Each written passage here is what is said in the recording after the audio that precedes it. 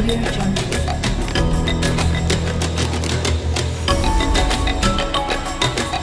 Audio Jungle.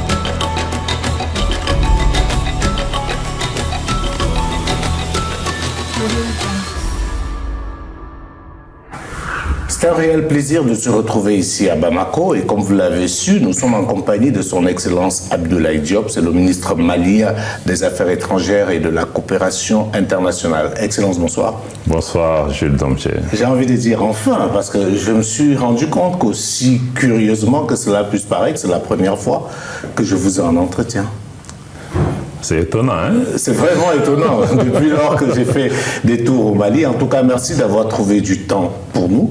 Le titre de l'émission, c'est Rendez-vous avec l'Afrique. Ça veut dire que ce soir, vous serez avec moi, en face de vous, mais il y a plein d'Africains qui vont réagir sur vous. Et j'ai des confrères, 3, qui vont vous poser effectivement des questions sur la politique étrangère du Mali. Mais pour commencer cette émission, je vous propose déjà de découvrir qui est Abdoulaye Diop. Est-ce que c'est quelque chose qui vous intéresse? Est-ce que ce que les gens pensent de vous vous intéresse? Honnêtement, oui.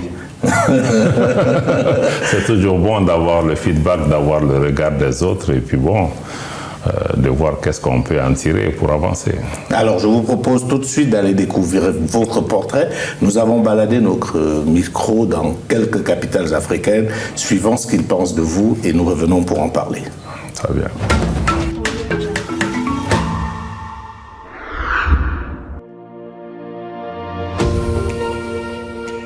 Connaissez-vous le monsieur qui est sur la photo? Oui, c'est M. Abdoulaye Diop, le ministre malien des Affaires étrangères et de la coopération internationale. Abdoulaye Diop, le ministre des Affaires étrangères du Mali. Dans cette figure me dit rien. C'est le ministre des Affaires étrangères du Mali. Il s'agit bel et bien de M. Abdoulaye Diop. Oui, je le connais très bien, Abdoulaye Diop. Non, je ne connais pas cette personnalité. Je pense que c'est le ministre des Affaires étrangères du Mali. Il s'appelle Abdoulaye Diop. Actuellement, il est ministre des Affaires étrangères, la coopération internationale du Mali. Non, je ne connais pas. Abdoulaye Diop, ministre des Affaires étrangères du Mali. C'est le ministre des Maliens, des Affaires étrangères. Non, je le connais. C'est M. Abdoulaye Diop, le ministre des Affaires étrangères et de la coopération internationale. Je connais Abdoulaye Diop depuis le temps de Dibeka. C'est un homme de 60 ans, diplomate de carrière. C'est un diplomate chevronné. C'est un homme intègre. Ce qui est remarquable chez lui, c'est que dès sa naissance, il était déjà promis à être un homme ouvert au monde. Malien né au Congo, formé en Algérie et en France. Qui est un produit de l'ENA d'Alger. Vraiment, c'est un excellent ministre.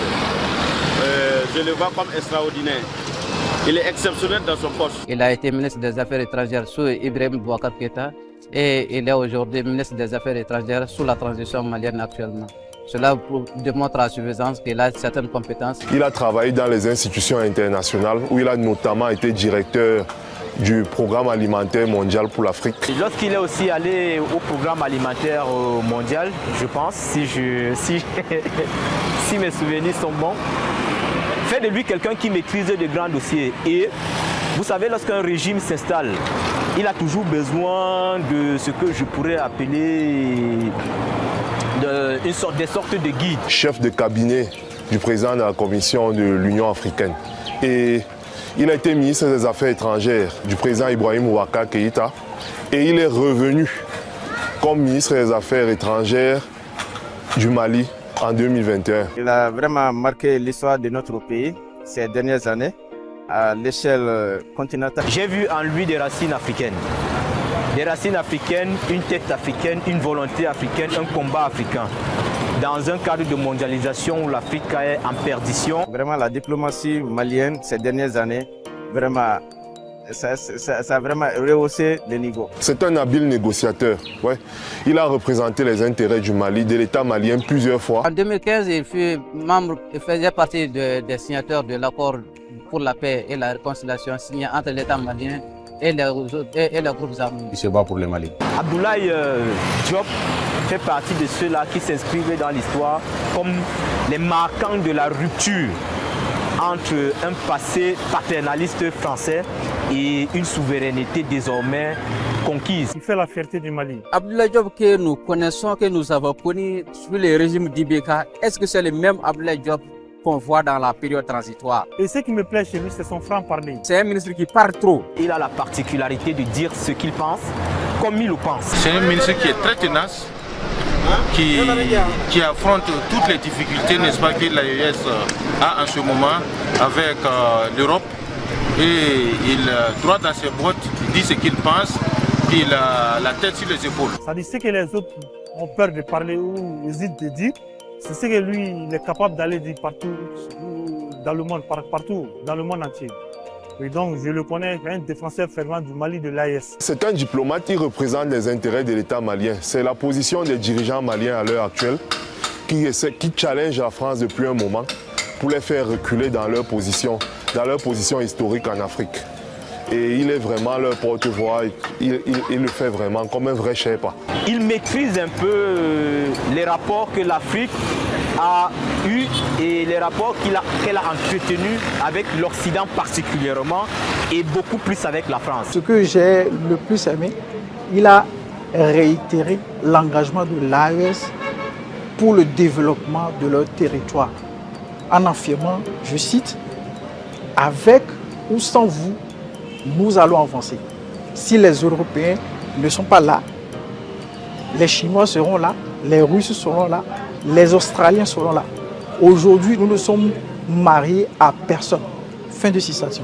Son discours aux Nations Unies où il a défendu l'intégrité territoriale malienne. Je le connais surtout comme un ouvrier de l'intégration africaine, comme un diplomate au service de son pays. C'est quelqu'un qui a ses racines et ses pieds ancrés sur le territoire africain.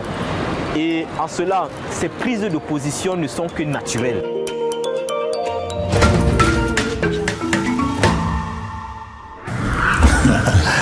Voilà, je vois ça vous faire sourire et même rire. Alors, ça, ce sont des Africains, des gens qu'on a pris comme ça, au pif, dans la rue, au Burkina Faso, au Cameroun, au Togo, et si je ne m'abuse, il y a un autre pays. Alors, qu'est-ce que cela vous inspire, ce que vous venez de suivre?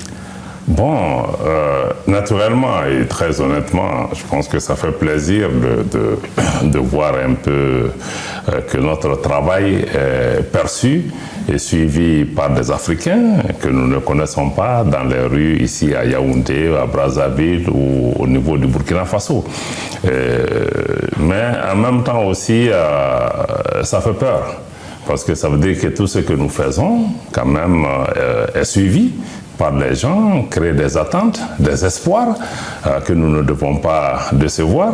Je n'ai pas entendu beaucoup de critiques négatives, je ne sais pas si tu les as gommées. Peut-être que ça viendra, j'aurais bien voulu en avoir, parce que le but c'est d'être transparent, mais on a essayé effectivement de faire le tour comme ça, comme vous voyez c'est en pleine rue, donc on n'a pas le temps de briefer les gens.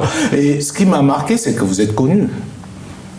Il y a à peine 2 personnes qui ne semblaient pas vous connaître, mais vous êtes connus. Oui, ça, j'ai remarqué ça. Je pense que c'est vraiment un plaisir de savoir que, bon, vraiment, au-delà du Mali, que tout ce que nous disons, je vois des gens qui sont capables pratiquement de citer littéralement ce que je dis. Mais je pense que cette mobilisation vraiment réconforte beaucoup parce que nous, dans le travail au quotidien, on se bat pour notre pays, on se bat pour ses intérêts. Bon, si d'autres se reconnaissent dedans, je pense que ça ne peut être que réconfortant. Est-ce qu'il y a eu quelque chose dans ce portrait qui n'est pas vrai? Parce qu'on a laissé sans filtre. Les gens connaissent vos carrières. Moi, j'étais surpris de voir les gens qui connaissent vos carrières mieux que moi, qui suis journaliste, qui disent partout où vous êtes passé. Est-ce que tout ce qui a été dit est vrai? Bon, je peux attester que tout ce qui a été dit est vrai, sauf la personne qui a dit que je parle trop, je ne sais pas s'il a raison. Peut-être qu'il a raison. Enfin, vous vous faites entendre. Moi, je trouve que vous parlez suffisamment, peut-être pas trop, peut-être pas moins, mais vous faites entendre. Alors, il y a dans ce portrait une personne qui m'a interpellé. Il s'est demandé, est-ce le même Abdoulaye Diop qui était déjà ministre des Affaires étrangères sous l'ancien régime qu'on a aujourd'hui? Bon, vous savez, cette question me revient régulièrement. Bon, certains se demandent, est-ce que c'est par opportunisme qu'il fait ceci, qu'il change de position? Mais je pense que plus profondément, ce que je fais, je crois à ça, je crois en ça, mais je pense que fondamentalement, ce sont les circonstances aussi qui font les gens. Voilà, j'ai été dans une autre configuration gouvernementale, dans un autre contexte géopolitique où, bon, j'ai cherché à faire ce que je pouvais faire, du mieux que je pouvais dans ce contexte.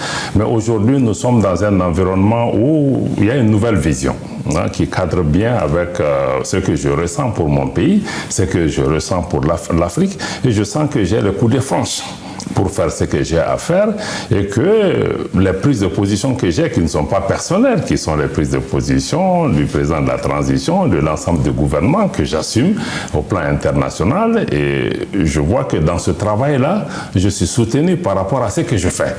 Et que ce que je dis ou fais, je n'ai pas peur de savoir est-ce que demain, si je dis ça, je peux prendre mon avion pour arriver à Bamako sans problème. Donc je pense que aussi se trouver dans un cadre comme ça où vraiment les objectifs sont très clairs, on a les moyens d'action pour pouvoir y aller et bon, je pense que ça crée d'autres réflexions. Donc je sens une certaine liberté de pouvoir agir, de pouvoir avancer des idées qui, dans d'autres contextes, auraient pu demander plus de prévenance. Donc ça demande aujourd'hui beaucoup plus de courage, beaucoup plus d'ouverture et aussi de parler avec une plus grande liberté de ton qu'on n'avait pas parce que le contexte géopolitique ou le bon, parce que comme tu l'as dit l'autre jour, on a décidé aussi quelque part de briser les codes, de ne pas rester juste dans la langue de bois.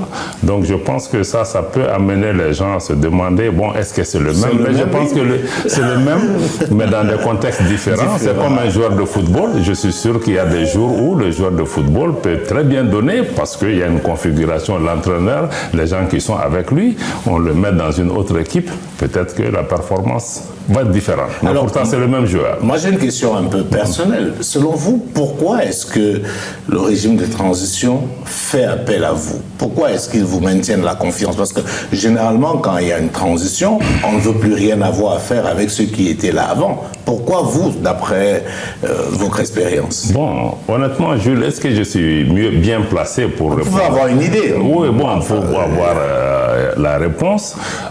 Bon, souvent, il y a aussi des concours de circonstances. Personnellement, j'ai compris que le pouvoir avait besoin de mes talents à un moment donné pour des objectifs précis et avoir aussi un homme qui a une certaine expérience voilà, de la pratique diplomatique au Mali, de la pratique diplomatique à l'international et certainement qui a aussi l'engagement nécessaire, qui a fait preuve quand même d'un engagement nécessaire pour son pays. Bon, écoute, je ne veux pas c'est très difficile de parler de soi. De soi, oui, mais pour nous c'est important. Pourquoi j'insiste là-dessus? Parce que les Africains qui nous regardent, ils ont besoin de comprendre. C'est-à-dire, vous acceptez d'être ministre dans ce gouvernement dans des conditions très compliquées, très difficiles.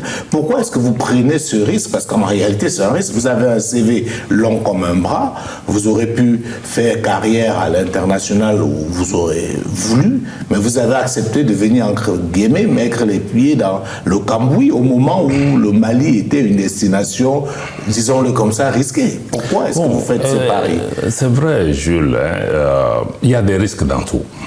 Il y a des risques dans tout. C'est vrai, j'ai une carrière internationale assez intéressante avec peut-être des niveaux de compensation relativement confortables pour quelqu'un. Mais après, on se dit, bon, c'est mon pays.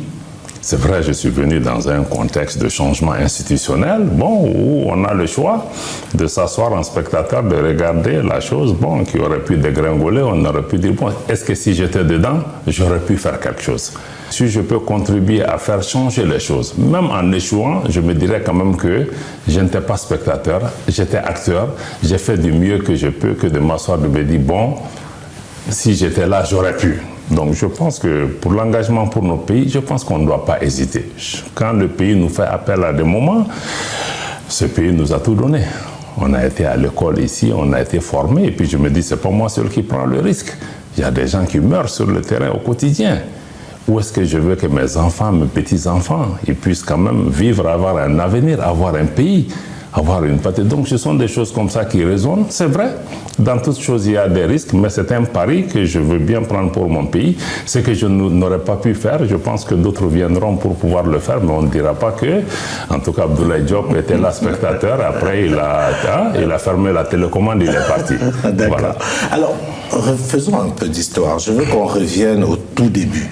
Quels est, selon vous, les moments les plus difficiles? Ça veut dire quand vous arrivez, l'État malien est vraiment vacillant, acculé de toutes parts, des pressions et tout. Quel a été le moment le plus difficile, vous, en tant que ministre des Affaires étrangères? Quel est le moment où vous avez perdu le sommeil, où vous étiez dans le doute? Quel est ce moment-là? Bon, il y a plusieurs moments. Bon, d'abord, quand on vient dans ce type de situation, bon, je me disais bien au début que, bon, j'ai été ministre, il n'y avait rien de nouveau. Bon, honnêtement, peut-être que je n'ai pas bien estimé la gravité, la difficulté et la complexité de la situation au début. Et après, je me suis rendu compte que le contexte était fondamentalement différent. Le niveau d'adversité était tellement élevé. Et c'est la première fois que notre pays se trouve aussi à la confluence de tant d'enjeux géopolitiques qui impliquent des grandes puissances avec des moyens extrêmement importants et avec pratiquement des menaces dirigées même contre les dirigeants. Donc ça, c'était un contexte extrêmement difficile. Et un moment aussi, quand on a commencé, il y a des moments où on était seul. Tout seul en tant que ministre des Affaires étrangères, souvent, tu ne sais pas qui appeler. Est-ce que des gens ne vous prenaient plus au téléphone? Est-ce que vous avez des anciens collègues, des anciens amis, diplomates d'autres pays qui ne vous prenaient plus au téléphone? Est-ce que vous avez vécu ça? Bon, c'est arrivé. Il y a d'autres, je peux vous raconter une histoire d'un collègue avec lequel on a fait un parcours que je considérais comme un ami. Mais bon, quand on était sous sanction, il y a un autre collègue d'un autre pays que je ne citerai pas, que vous connaissez déjà d'ailleurs, qui m'a donc reçu après une réunion régionale dans son pays pour une discussion. Mais ce collègue-là, que je considère comme un ami, l'a appelé pour dire « Pourquoi tu le reçois chez toi ?» Et il lui a répondu que si c'était toi aussi, je te recevrais. Et malheureusement, ce collègue qui faisait cette remarque a eu aussi un changement institutionnel dans son pays. Il a dû subir la même situation. Donc souvent, mais je pense que ça fait partie. Ça fait partie. Donc, comme je dis, il y a des moments aussi de solitude. Dans ces choses, il y a des gens qui vont certainement tourner le dos, il y a des gens qui changent de position. Mais tout ça n'est pas irréversible parce qu'aujourd'hui, toutes ces personnes que nous fuyons, enfin, nous courons derrière pour chercher, bon, pratiquement, c'est eux qui viennent en sens inverse parce que je pense que nous avions une direction.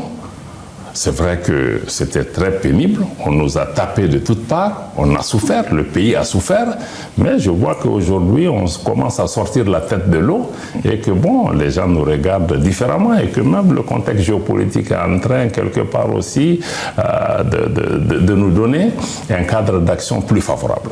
Alors, il y a eu la CEDEAO. C'était, si vous voulez, le principal point d'achoppement avec la CEDEAO qui voulait une transition expéditive, qui a prononcé des sanctions et tout. Alors, nous, on veut savoir comment ça s'est passé, parce qu'il y a eu beaucoup de polémiques. Moi qui fais un peu le tour de l'Afrique, j'ai échangé avec des politiques et tout. Comment ça s'est passé au début avec la CEDEAO? Est-ce que la CEDEAO s'est montrée ouverte ou dès le départ, la CEDEAO n'a pas voulu vous écouter? Bon, je dois dire que la première phase de la transition à laquelle je n'ai pas pris part, après les changements qui sont intervenus, je sais que les premiers pas ont été assez conciliants avec la CEDEAO parce que les pays et la CEDEAO ont pu trouver une feuille de route pour pouvoir avancer ensemble, une transition consensuelle, un président civil, un premier ministre civil. Donc, je pense qu'il y avait quand même un espace de travail. Là où les choses ont changé, je pense avec l'arrivée de son Excellence le général d'armée Assimi Goïta, à l'époque au colonel, donc qui a pris un peu les rênes du pays, qui voulait un travail de fondation qui voulait amener le pays dans une autre direction de changement réel et pratiquement de rupture avec certaines pratiques qui existaient. Donc, les choses ont commencé à être compliquées à partir de cet instant. Mais je pense que ce qu'il voulait aussi, c'était l'autonomie du pays parce qu'il voyait qu'on avait fait des choix sécuritaires comme des choix en matière de développement qui ne nous amenaient que dans le mur, on ne va pas s'en sortir et surtout les choix sur le plan sécuritaire allaient amener inéluctablement à la partition du pays. Et je pense que ces éléments ont contribué certainement et la CEDEAO n'avait pas une bonne lecture de la situation. Sa seule lecture était organiser des élections pendant que nous parlions de reconstruire un État. Donc je pense que ces deux visions aller de manière antagoniste. Est-ce que c'est un problème de lecture? Est-ce que c'est... Parce que les gens qui ont lu un peu la situation ailleurs, ce sont les mêmes qui ont lu ici. Est-ce qu'il y avait seulement un problème de lecture de la CEDEAO? Il y avait un problème de lunettes, certainement. Hein? Il y avait un problème de lunettes parce que nous pensons que c'était des lunettes peut-être françaises ou autres qui étaient utilisées pour regarder notre situation. Il y avait beaucoup d'interférences extérieures parce que le problème que nous avions ici, c'était essentiellement avec l'ancienne puissance coloniale, donc qui instrumentalise nos organisations pour obtenir un certain nombre d'éléments. Donc je pense que ça, ce n'était pas un secret pour nous, parce que comme je l'ai indiqué, il y a des responsables qui sont venus nous voir pour nous dire, bon, nous, chassez les Russes, et puis dites-nous de combien d'années de transition vous avez besoin. Et on va demander à la CEDEAO de vous foutre la paix. Donc à partir de cet instant, et des actes qui sont posés, les fermetures des frontières, et essayer de créer des sanctions économiques, physiques, pour amener à des renversements, je ne pense pas que des pays voisins, des pays frères, puissent avoir intérêt à faire ce type d'ajustement s'il n'y a pas d'autres enjeux. Surtout que ces pays souffraient autant des sanctions contre le Mali que le Mali. Quand on regarde tous ces pays, quand on voit le niveau d'interdépendance de ces pays, sanctionner le Mali a aussi pénalisé dans une certaine mesure le Sénégal, la Côte d'Ivoire et tout. Donc on était un peu curieux de savoir tout ça. Alors on se plaint aussi souvent du fait que le Mali accuse trop la France, le Mali voit trop la France. Est-ce que vous comprenez ceux qui formulent ce type de critique? Bon, je pense qu'il y a beaucoup qui le disent. Hein. Bon, nous-mêmes, de plus en plus, on essaie vraiment de ne pas centrer tous nos problèmes autour de la France, même si la France est au centre de beaucoup de problèmes dans nos pays. Parce que c'est la base. Parce que nous, le problème fondamental qu'on a, c'est par rapport à l'unité de notre pays. Et nous savons que la France a une main pour soutenir des groupes qui cherchent la partition du pays. Et bon, et puis on peut se demander aujourd'hui en Afrique, pourquoi ce sont les pays francophones qui essentiellement connaissent ces problèmes? Parce qu'il y a une chape de plomb, parce qu'il y a un système jacobin de colonisation qui a été mis en place et qui est différent du modèle dans d'autres pays et qui a laissé des séquelles extrêmement graves qui font que nos pays sont restés d'éternels adolescents qui n'ont pas pu grandir et que parce que le contrôle sur nos économies, sur nos systèmes politiques est tellement fort que quel que soit ce qu'on tente pour pouvoir faire là, il y a cette chape-là qui existe quelque part. Mais encore une fois, je pense qu'il ne faut pas tout mettre sur la France parce que il y a quelques jours, j'étais dans une conférence, je disais la même chose que bon, nous-mêmes, nous sommes comptables.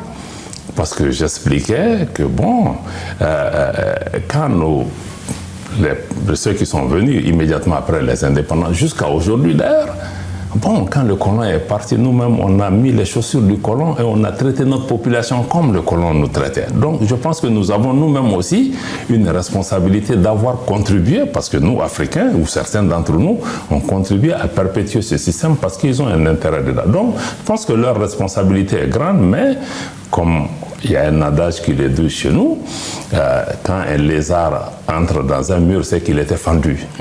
Donc, je pense que nous avons créé le terreau à cela. Alors, je voudrais revenir sur un point précis. C'est-à-dire que pourquoi, à un moment donné, vous refusez la France? Pourquoi vous refusez les deals de la France? Parce que quand la France sent qu'elle est en train de perdre pied, elle entre en négociation, elle essaye effectivement de vous convaincre de rester avec elle au détriment notamment des Russes. Pourquoi à ce moment-là, vous refusez la main tendue de la France? Bon, je tiens juste à clarifier un peu. Nous ne sommes pas contre la France. Nous ne rejetons pas la France. Nous avons des liens historiques entre la France et l'Afrique, entre la France et le Mali. Nous nous exprimons en français. Nous nous exprimons dans leur langue, même quand nous sommes fâchés contre eux, nous le disons en français. Bon, donc je pense que entre les peuples français et les peuples africains, il y a des liens qui sont extrêmement forts. Notre problème, c'est vraiment sur le plan politique. C'est des décisions politiques. C'est des décisions de l'État français qui posent problème par rapport à son attitude vis-à-vis de nous. Et en nous traitant d'une façon condescendante, irrespectueuse, et aussi de penser pratiquement que nous ne sommes pas des États souverains, qu'elle peut décider pour nous. et qu'elle peut faire ce qu'elle veut. Je pense que ce sont ces attitudes-là que nous avons dénoncées. Si la France change de posture, mais nous n'avons absolument aucun problème parce que, comme nous l'avons indiqué, notre engagement avec les pays sont fondés sur 3 principes majeurs que le président de la transition a déclinés, qui sont aujourd'hui des principes constitutionnels: le respect de la souveraineté du Mali, le respect des choix souverains du peuple et la prise en compte de ses intérêts. Tout pays, y compris la France, qui observe ces lignes, nous n'avons pas de problème de nous engager avec ces pays, mais ça doit se faire dans la sincérité. On ne peut pas travailler avec le Mali, contribuer à répandre le terrorisme, aider des groupes séparatistes qui cherchent la partition du Mali et en même temps être ami du gouvernement pour la stabilité. Mais la France refuse ça. La France dit que ce sont des accusations fallacieuses, que vous n'avez pas d'éléments de preuve qui pourraient prouver, permettez-moi de dire ça comme ça, son implication par rapport au développement du terrorisme ou son soutien aux groupes armés. Où en est-on avec cette histoire de preuve que le Mali détiendrait contre la France? Bon, ce que nous avons, il y a des tonnes de preuves. Je crois que le gouvernement a déjà fait un communiqué avec une liste d'infractions ou des violations de notre espace aérien, de transport de groupes terroristes sur notre territoire.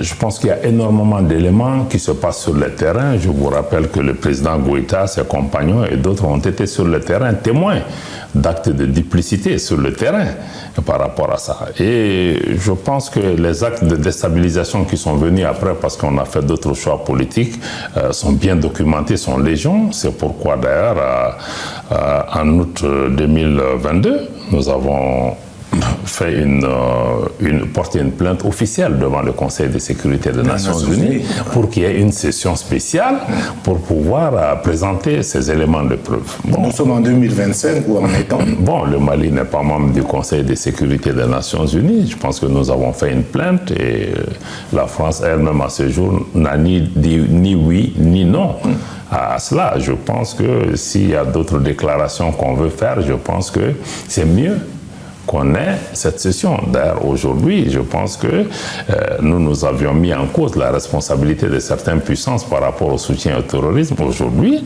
le directeur national du renseignement américain est sorti publiquement pour reconnaître quand même que des pays comme les États-Unis et certainement d'autres pays occidentaux ont apporté un soutien direct à des groupes terroristes. Donc, je pense que ce qu'on dit à l'époque, que les gens pensaient qu'on était des illuminés, qui sortaient des bois, aujourd'hui, des officiels américains, y compris leur président et d'autres officiels, commencent à admettre. Nous espérons que, nous, on n'a pas de doute là-dessus. Et ceux à qui on parle aussi savent de quoi nous parlons.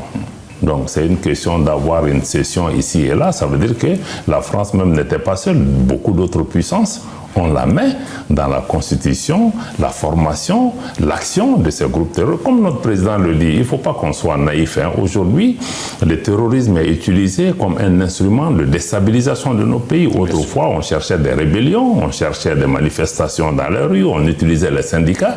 Mais aujourd'hui, si on ne fait pas ce qu'ils souhaitent qu'on fasse, mais subitement, ces groupes sont formés, sont activés pour pouvoir... Ça, le terrorisme est essentiellement un objectif politique qui est visé. Alors, qu'est-ce que vous répondez à Emmanuel Macron qui vous accuse d'ingratitude? Selon lui, le Mali ne serait plus un État si la France n'avait pas intervenu. Je pense que la France ne serait pas un État non plus si le Mali et l'Afrique n'étaient pas intervenus à l'époque pour pouvoir se battre pour la liberté de la France. Je pense qu'entre États, on n'est pas des questions de gratitude ou d'ingratitude, parce que toute vie humaine est importante. Mais on parle de quoi? Bon, il y a une cinquantaine de soldats français qui ont perdu la vie ici. Je m'incline devant leur mémoire. Mais quand on parle des tirailleurs africains, y compris maliens, qui sont morts pour la liberté de la France et de l'Europe, mais c'était dizaines de milliers.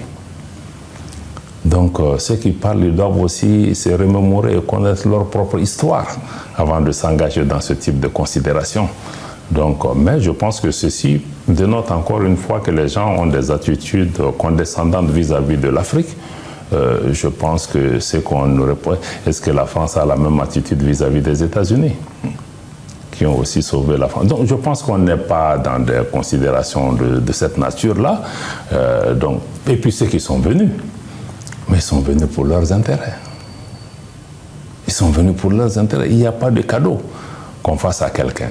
Donc, je pense que quand les États s'engagent, il ne faut pas qu'on soit dans des attitudes de paternalistes, de dire qu'il faut que chaque fois quelqu'un vienne. Vous n'avez pas dit merci. Vous ne savez pas dire merci. Non, on a dit merci. Non, merci se fait parce qu'il y a des gens qui sont venus, il y a des gens qui ont perdu la vie dans quelque chose. On n'a pas dit que ça, ce n'est pas important. Mais, en définitive, la position du Mali, ce n'est pas sur cette question de reconnaissance, c'est de dire que est-ce que ce pourquoi vous êtes venu, vous avez contribué à le régler ou à l'aggraver. Prenez la photographie de 2012, avant la chute du colonel Kadhafi, et faites la photographie au moment du départ de ces forces étrangères. Pour un petit problème qui était localisé dans une petite partie de notre pays, ça s'est répandu partout. Est-ce que, en toute sincérité, on peut penser que l'une des armées les plus puissantes au monde qui puisse être là face à des groupuscules pendant des années et qu'on n'ait pas pu résoudre ces problèmes et qu'on nous demande encore de rester dans ce paradigme qui nous amène seulement à la partition de notre pays. Donc je pense que ce n'est pas une question de reconnaissance, c'est un constat que le problème n'a pas pu être réglé et que c'est lui qui est là pour régler le problème à la main dans le problème. Alors, j'ai envie, et on va sortir de là avant de prendre la première question d'un confrère, de votre avis. Plusieurs analystes estiment aujourd'hui que celui qui a, entre guillemets, aggravé les tensions entre la France et certains pays africains, c'est le président actuel Emmanuel Macron. Qu'est-ce que vous pensez effectivement que son arrivée à la tête de la France a changé ? Bon, je pense que vous-même, vous n'arrivez pas à sortir de la question française. Hein? C'est une question qui est centrale. On ne peut pas parler de ce qui se passe aujourd'hui, de la lutte pour la souveraineté, sans parler de la France. Elle a un rôle prépondérant dans ce qui se vit dans nos pays, donc il faudrait bien qu'on ait là de cela. La question, c'est de savoir, est-ce que, selon vous, l'arrivée de Macron a changé quelque chose dans l'aggravation des tensions qui existaient déjà entre certains pays africains et la France? Bon, je ne veux pas personnaliser, il appartient à la France de choisir ses dirigeants. Mais il faut, parce que certains acteurs français accusent... Mais les dirigeants qui sont là ne connaissent pas, ne comprennent pas l'Afrique et ne respectent pas l'Afrique, ne respectent pas le Mali. Donc, à mon avis, vous savez, dans nos pays de grande tradition, je pense que la façon de faire est souvent aussi importante, sinon plus importante que ce qu'on fait. Donc, quand on respecte quelqu'un dans nos pays, on peut tout obtenir. Mais aussi, nous, Maliens, nous pouvons être très têtus quand quelqu'un décide de ne pas nous respecter et tu peux nous amener dans nos derniers retranchements. Et je pense que certains dans le leadership français sont dans cette posture de penser que par la force, par l'irrespect, on peut obtenir un certain nombre de choses. Je crois que ça ne marche pas avec nos pays. Nous sommes matures, nous comprenons que pour que les pays puissent œuvrer ensemble, on a des intérêts communs et que pour ces intérêts communs, on doit travailler dans la sincérité. On doit travailler dans la recherche de l'intérêt mutuel. Et aujourd'hui, je pense que beaucoup de dirigeants, pas seulement français, même européens, ont besoin vraiment de prendre beaucoup de recul pour regarder ce qui se passe au Mali, ce qui se passe dans la rue, ce qui se passe dans la jeunesse africaine, qui n'est plus complexée, qui a une autre façon de voir, qui veulent qu'ils prennent le temps de respecter les gens, d'avoir un autre type d'engagement avec les gens et de travailler à créer des intérêts mutuels que d'être dans des postures qui sont totalement contre-productives. Et je pense que si certains dirigeants s'asseyent pour dire que ça c'est la propagande russe ou etc., les gens qui parlent mal d'eux ou qui ont une autre vision, je pense que ça sera une très grosse erreur. Parce qu'ils ne pourront pas prendre au sérieux les récriminations qui viennent des rues africaines, des dirigeants africains pour les intégrer et adapter leur attitude au continent sur la base de ça. Je pense que c'est ça le plus gros problème. Les gens pensent que c'est un problème de communication, c'est un problème d'éléments de langage. Il suffit de remplacer un mot par un autre. Et surtout, même les gens ne considèrent même pas qu'on a la capacité de prendre des décisions, parce que nous-mêmes, on a été victimes de ça. Ici au Mali, je sais que quand on faisait même nos communiqués, certains disaient que non, ces communiqués sont faits au Kremlin. Donc ça veut dire que les gens ne pensent même pas que vous avez l'intelligence de connaître votre problème et d'engager. Donc je pense que cette vision de l'Afrique, des Africains, aujourd'hui nous avons tous, vous, nous, d'autres, on a été dans les mêmes écoles que beaucoup de ces gens, on a les mêmes parcours, etc. Donc il n'y a pas de complexe. Donc la génération actuelle dans les rues africaines n'est pas celle qui a connu la colonisation ou autre. Donc si nos partenaires ne changent pas leur regard et leur modèle d'engagement vers l'Afrique et se dire que bon, c'est des gens matures, bon, ils ont peut-être connu quelques difficultés, mais ce n'est pas des gens bêtes du tout, ils sont capables de même réussite, peut-être qu'ils n'ont pas eu les mêmes contextes politiques ou économiques pour réussir. Je pense que les partenaires de l'Afrique, en tout cas les partenaires sérieux de l'Afrique, beaucoup commencent à comprendre qu'il est nécessaire de s'asseoir avec les gens et de chercher à travailler dans le respect, mais en essayant de promouvoir son intérêt. Merci beaucoup Abdoulaye Diop. Alors à présent, je vais vous passer la tablette pour suivre la question d'un confrère ivoirien et ça nous permettra de parler totalement d'autre chose, peut-être moins de la France. Bien sûr. Bonjour Excellence, je suis Armand Blédou, journaliste en Côte d'Ivoire. Avec la sortie du Mali de la CEDEAO et son ancrage dans l'AES, comment envisagez-vous l'évolution des relations entre le Mali et la Côte d'Ivoire, notamment sur les plans économiques et sécuritaires? Deuxième question, le Mali a multiplié des accords avec de nouveaux partenaires stratégiques, en particulier la Russie. Peut-on s'attendre à un alignement des pays de l'AES sur cette politique diplomatique et militaire? Et quel impact cela pourrait-il avoir sur la stabilité régionale? Troisième et dernière question, les sanctions de la CEDEAO ont fortement impacté l'économie malienne par le passé. En cas d'une escalade de tensions entre l'AES et l'organisation régionale, comment le Mali compte-t-il protéger ses intérêts économiques et ceux de ses citoyens? Merci Excellence. Okay. Voilà, Excellence, voilà les questions de mon confrère Blédou de la Côte d'Ivoire. Alors la première question, c'est quel est l'état des relations aujourd'hui entre la Côte d'Ivoire et le Mali après la sortie du Mali de la CEDEAO? Bon, écoutez, le Mali, c'est vrai, comme le Burkina et le Niger ont quitté la CEDEAO, et aujourd'hui c'est un fait, mais comme vous le savez, nous restons dans le même espace régional, nous restons dans l'Afrique de l'Ouest, et tous les pays sont en place, il y a déjà aussi des liens qui existent entre ces pays et qu'on va pouvoir développer. C'est que nous avons des relations bilatérales avec la Côte d'Ivoire, qui est un pays voisin, avec lequel il y a beaucoup d'échanges économiques et autres. Et nous, notre posture, c'est de continuer à œuvrer dans un esprit d'ouverture avec tous les pays qui sont autour de nous pour maintenir des relations économiques, des relations commerciales, mais dans un autre cadre, qui ne soit pas le cadre de la CEDEAO, ça peut être un cadre bilatéral, ça peut être plus tard un cadre qui sera défini par la Confédération des États du Sahel pour pouvoir travailler. Encore une fois, notre problème avec les pays se situe à un niveau politique. C'est un problème politique. Mais sur le plan des liens humains, des liens historiques entre nos pays, nous avons toujours été pour une politique d'ouverture, une politique de bon voisinage avec tous les pays qui sont autour de nous, pour pouvoir aussi travailler toujours dans un esprit de promouvoir l'intégration africaine. Et le panafricanisme, c'est la raison pour laquelle d'ailleurs nos pays ont décidé que les citoyens, soit ivoiriens ou d'autres pays membres de la CEDEAO qui sont dans notre espace confédéral, bon, sont les bienvenus et nous ne comptons pas imposer des visas ou des restrictions particulières à leur aller et venue. Et nous souhaitons pouvoir maintenir et renforcer nos relations commerciales avec ces pays dans des cadres qu'il faudra convenir. Et par rapport à ça, je pense que les pays peuvent continuer à travailler sur leurs relations dans un cadre bilatéral. Et aussi, le Mali et la Côte d'Ivoire sont tous des États membres de l'Union économique et monétaire ouest-africaine, qui est un marché commun, donc qui offre toutes les garanties nécessaires par rapport aux échanges économiques, commerciaux et humains entre les pays. Donc, là, vous me tendez une perche, parce que beaucoup de gens n'ont pas compris qu'il n'y ait pas aussi une sortie de l'UEMOA et qui pensent que c'est incomplet de sortir de la CEDEAO tout en restant dans l'UEMOA. Qu'est-ce que vous répondez à ça?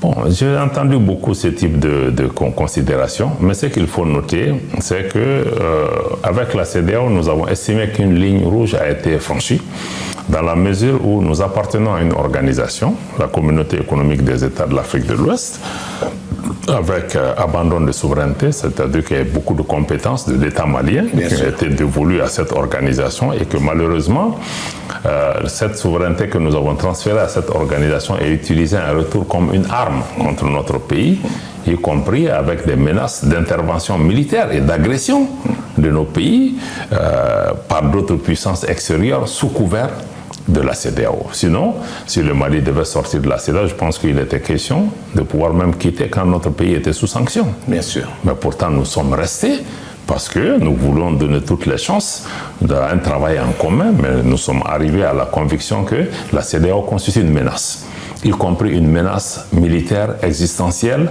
à l'encontre de nos pays. Et nous nous sommes assumés parce que pour les questions de survie de nos pays, pour les questions de souveraineté et d'indépendance de nos pays. Nous espérons qu'au niveau de l'UEMOA, des leçons seront tirées de ce type d'attitude qui a été tenue à l'endroit de nos pays et que ceci est inacceptable, quoi qu'il en soit. Parce que nous n'accepterons pas que la souveraineté de nos pays soit sacrifiée sur l'autel d'enjeux politiques ou géopolitiques. C'est ce qui nous a amené à cette décision. Donc, je pense que c'est la lecture que nous avons faite de la situation, une lecture pragmatique de cette situation. Mais chaque fois que nous sommes arrivés à des situations où notre appartenance à une organisation constitue une menace pour l'indépendance et la souveraineté de nos pays, je pense que nous n'hésiterons pas à nous assumer par rapport à cela. Alors, la question de mon confrère Blédou me permet de revenir sur quelque chose qu'on a constaté. Ce divorce a l'air difficile à être accepté, notamment par la CEDEAO. Qu'est-ce qui, selon vous, explique cela? Parce que la CEDEAO continue à donner des délais, continue à dire la porte n'est pas fermée et tout. Pourquoi la CEDEAO, selon vous, accepte très mal ce divorce? Bon, je pense que nous devons leur poser cette question à eux. Mais vous avez une idée. Pourquoi ils n'acceptent pas? Parce que, bon, au début, d'abord, je pense qu'on ne nous a pas du tout pris au sérieux. On nous a pratiquement ridiculisés. 3 pays enclavés, pauvres, qui n'ont rien, donc ils peuvent même partir, ça ne change absolument rien. Ils n'ont qu'à y aller. Mais je pense que dans tout processus d'intégration, il y a des gains et des pertes pour tout le monde. Et tout le monde est aussi important que l'autre. Je pense que beaucoup commencent à... C'est comme les sanctions dont vous avez parlé, que quand nos pays ont été sanctionnés, beaucoup espéraient que les sanctions ne seraient pénibles que pour nous. Et après, on s'est rendu compte que, bon, souvent, celui qui sanctionne peut subir plus les sanctions. Donc, je pense que nous sommes dans la réalisation de cela. On ne nous a pas pris au sérieux. Sinon, je pense que... et puis, même les mesures qui ont été prises contre nos pays ont été vraiment très injustes. Très injuste pour essayer de changer les régimes dans les pays, pour essayer de nous amener dans des limites qui n'étaient pas acceptables. Bon, aujourd'hui, je vois qu'il y a une autre lecture de la situation, mais le train est déjà passé. Nos États se sont assumés. Nous continuons notre travail dans le cadre de la Confédération des États du Sahel.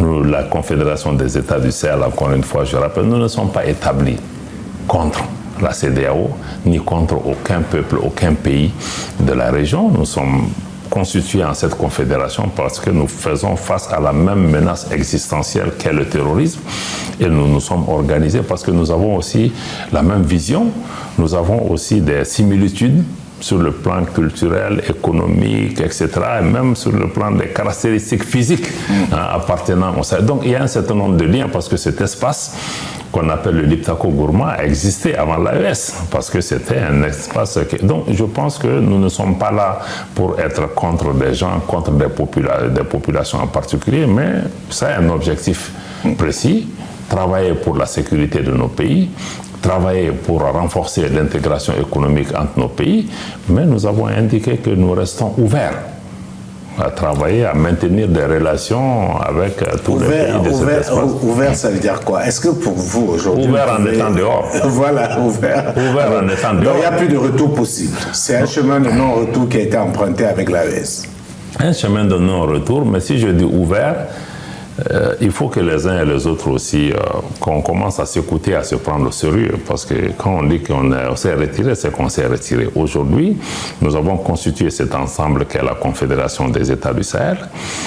Pour nous, toute discussion doit se situer aujourd'hui dans le cadre d'une discussion entre l'AES et la CEDEAO, en tant qu'entité à part, mais qui reste ouvert à maintenir des relations pacifiques, des relations de voisinage, des relations économiques avec d'autres pays de la CEDEAO, relations qui préservent d'abord les intérêts des populations.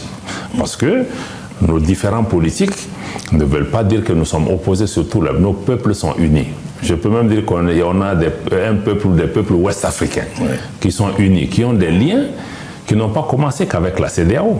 Parce que ce qu'on parle, l'héritage de l'avancée de l'intégration de la sous-région, même si la CEDEAO a été un élément catalytique, ce n'est pas la CEDEAO elle seule qui est à la base. Parce que de l'indépendance de nos pays en 1975, qui est la date de la création de la CEDEAO, nos pays, il n'y avait pas de visa entre nous, il y avait une libre circulation. Les gens se fréquentaient. Donc la CEDEAO a contribué à mettre en place des mécanismes juridiques pour pouvoir amplifier cela. Donc je pense qu'il faudra qu'on intègre dans ce domaine qu'il y aura la Confédération d'une part, il y aura la CEDEAO, mais on n'est pas dans des schémas de confrontation. Nous devons pouvoir trouver les mécanismes nécessaires et les passerelles nécessaires pour faire en sorte que cette séparation au plan institutionnel puisse impacter le moins les systèmes économiques et commerciaux qui ont été mis en place depuis 1960. Voilà. Alors, est-ce que les changements à la tête des États voisins peuvent influer cette position? Parce qu'on a vu au Sénégal, ce n'est plus Macky Sall, c'est Diomaye Faye qui est arrivé. Au Ghana, c'est un nouveau président qui est arrivé. Il peut arriver que cette année, à la fin de l'année en Côte d'Ivoire, on ait un nouveau président. Parce que si les problèmes sont au niveau politique, ça veut dire que ce sont les dirigeants de ces pays-là qui ont peut-être des lunettes du passé. Est-ce que s'il y a un changement de cap avec des nouveaux dirigeants qui arrivent, l'AES peut revenir sur sa position? Bon, je ne suis pas naïf pour penser que ce sont des individus parce que ce dont nous parlons, ce sont des décisions qui ont été prises par une institution. Et c'est l'institution que nous avons quittée. D'ailleurs, si vous remarquez très bien, nous avons des relations amicales avec beaucoup de pays autour de nous, avec lesquels nous travaillons, qui sont aussi des États membres de la CEDEAO. Donc c'est une institution, si elle estime qu'elle doit se muer dans un sens ou dans l'autre, bon, écoute, on l'observera, mais nous nous réjouissons quand même de voir que certains dirigeants aujourd'hui qui arrivent à la tête de certains pays ont des approches, en tout cas des attitudes moins hostiles, moins va-t-en-guerre à notre égard et qui estiment que nous devons pouvoir maintenir le dialogue, pouvoir travailler ensemble. Je pense que c'est une bonne chose, mais notre problème, encore une fois, c'est au niveau de l'institution. Et l'institution, de mon point de vue, n'a pas changé depuis que nous avons quitté. Et les mêmes griefs que nous avons, je ne vois pas dans quelle mesure ces griefs ont été pris en considération. On va peut-être avoir l'occasion de revenir parce que le fil de l'échange nous donnera ça. Ce que je remarque pour sortir de là, c'est que derrière vous, il y a un drapeau tout flambant, neuf, c'est la première fois que je le vois, c'est le drapeau de l'AES, et symboliquement, le Niger a été le premier des pays de la Confédération à faire une levée avec ce drapeau-là. Quelle est la valeur symbolique de ce drapeau de l'AES, auquel il va falloir forcément s'habituer? Bon, je dois d'abord dire que la montée des couleurs a été faite simultanément dans les trois pays. Après, le Niger s'est approprié, ça on a plus parlé du Niger. On peut tous s'en approprier, mais je pense qu'on n'est pas en compétition, mais c'est juste pour dire que c'était synchronisé dans les trois pays au même moment par les chefs d'État. Mais ce qu'on doit noter, c'est que le lancement, ou en tout cas l'adoption de ce drapeau, est quand même un pas supplémentaire dans le cadre de l'avancement pour la concrétisation des aspirations, en tout cas pour répondre aux aspirations de nos populations par rapport à cela. Et je pense que c'est important, c'est un symbole d'unité au niveau de nos populations, mais ça montre aussi toute notre détermination à aller de l'avant. Et si vous avez bien suivi aussi la symbolique de ce drapeau qui est de couleur verte, qui symbolise à la fois la croissance, la prospérité, le renouveau et la renaissance de nos pays, mais aussi toutes les richesses naturelles, minières de nos pays qui doivent nous servir pour aller vers une prospérité partagée. Je pense que ce drapeau est le symbole, en tout cas, de l'aspiration des peuples de cet espace, d'avancer unis et aussi de pouvoir vraiment avancer davantage dans le cadre confédéral qui est un marchepied pour arriver à une fédération qui est l'objectif ultime que nous recherchons pour nos peuples. Alors, avant le drapeau, il y avait le passeport. J'ai envie de vous poser, que vaut le passeport AES aujourd'hui?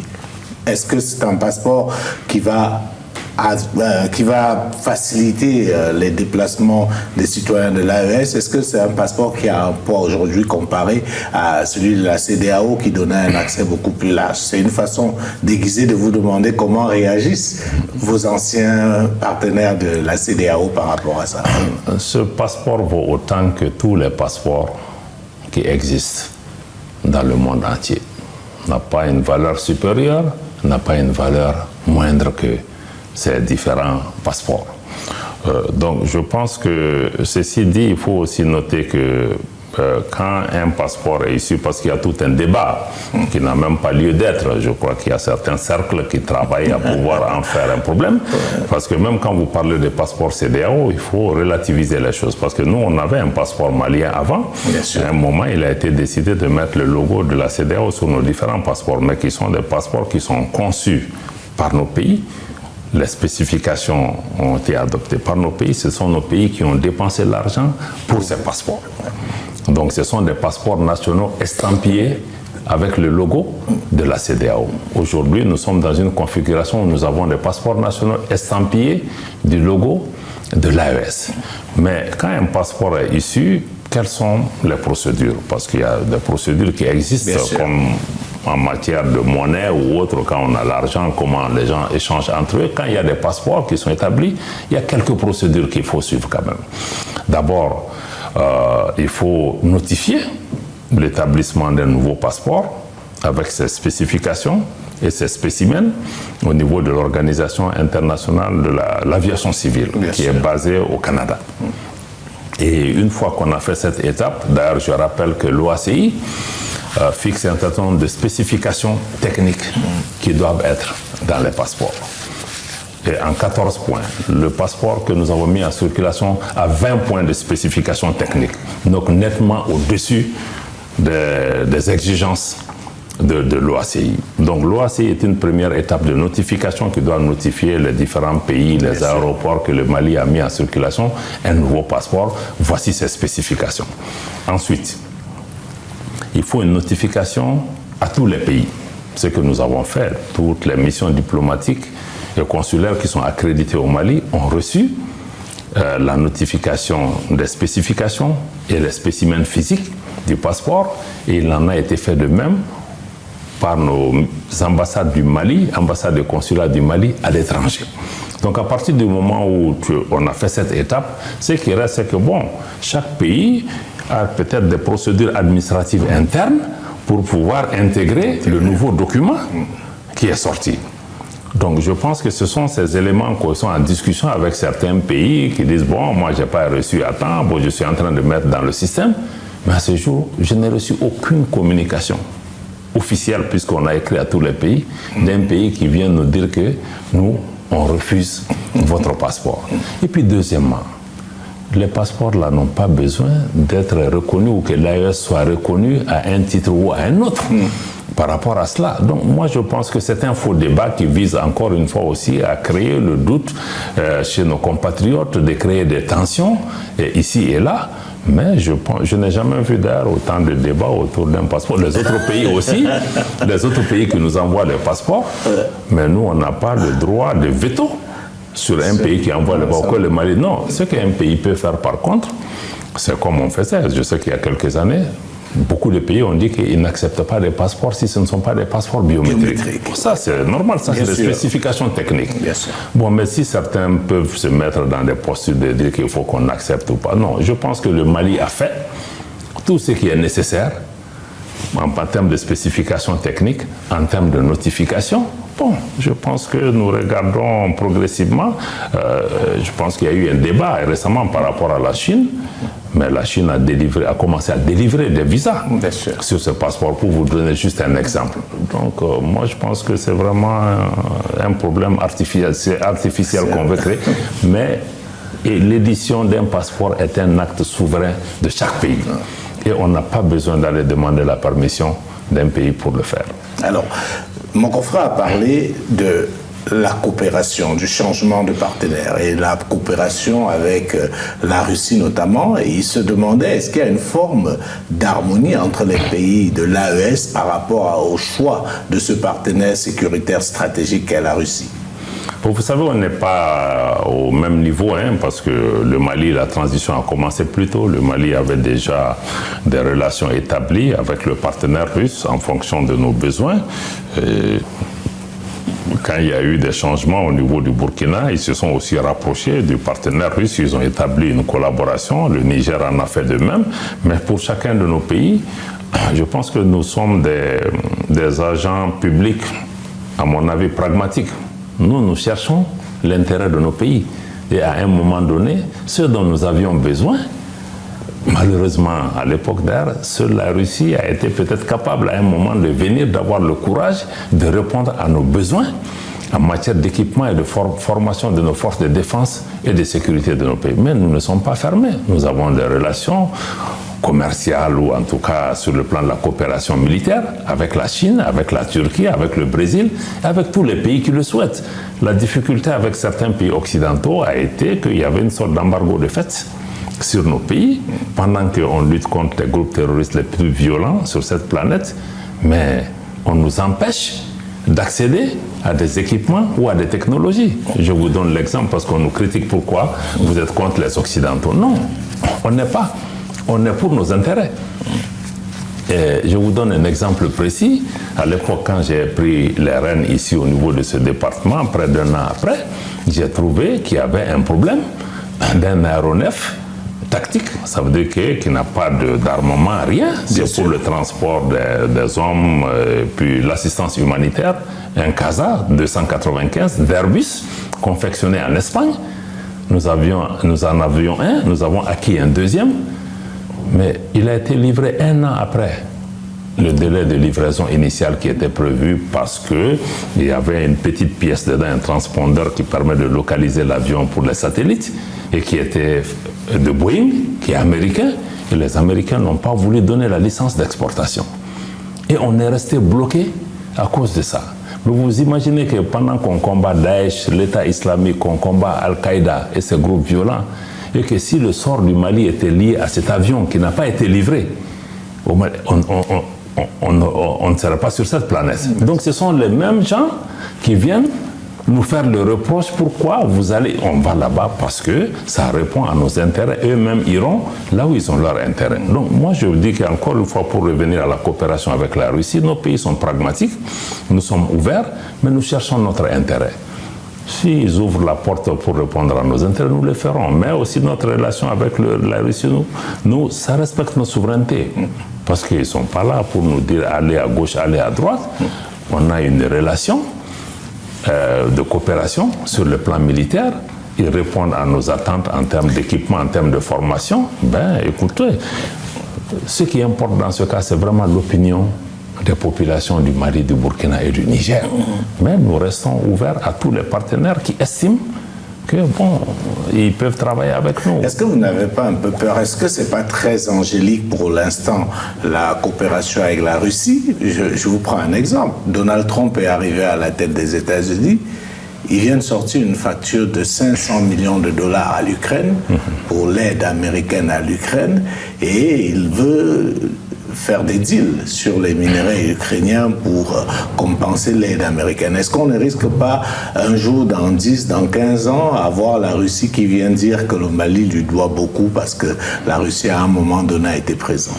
Bon, vous savez, comparaison n'est pas raison. Ouais. Je pense que ce n'est pas les mêmes types de relations qu'on a avec la Russie et d'autres. Je l'ai indiqué encore une fois, notre relation avec la Russie, c'est vrai, il y a une coopération militaire, il y a une partie partie de formation, mais ce que nous acquérons avec la Russie, nous le payons sur notre budget national. C'est ce que je voulais vous entendre dire. Donc, c'est-à-dire qu'il n'y a pas de crédit, il n'y a pas de dette. Demain, la Russie ne va pas venir dire on veut telle mine d'or parce que nous avons livré des armes et vous n'avez pas encore payé. C'est une relation claire. Vous savez, il est possible qu'il y ait des arrangements économiques et financiers, mais même si nous engageons nos ressources minières, mais ce sont des ressources du Mali. Est-ce qu'il est interdit pour un pays d'utiliser ces ressources pour pouvoir se défendre ou se développer?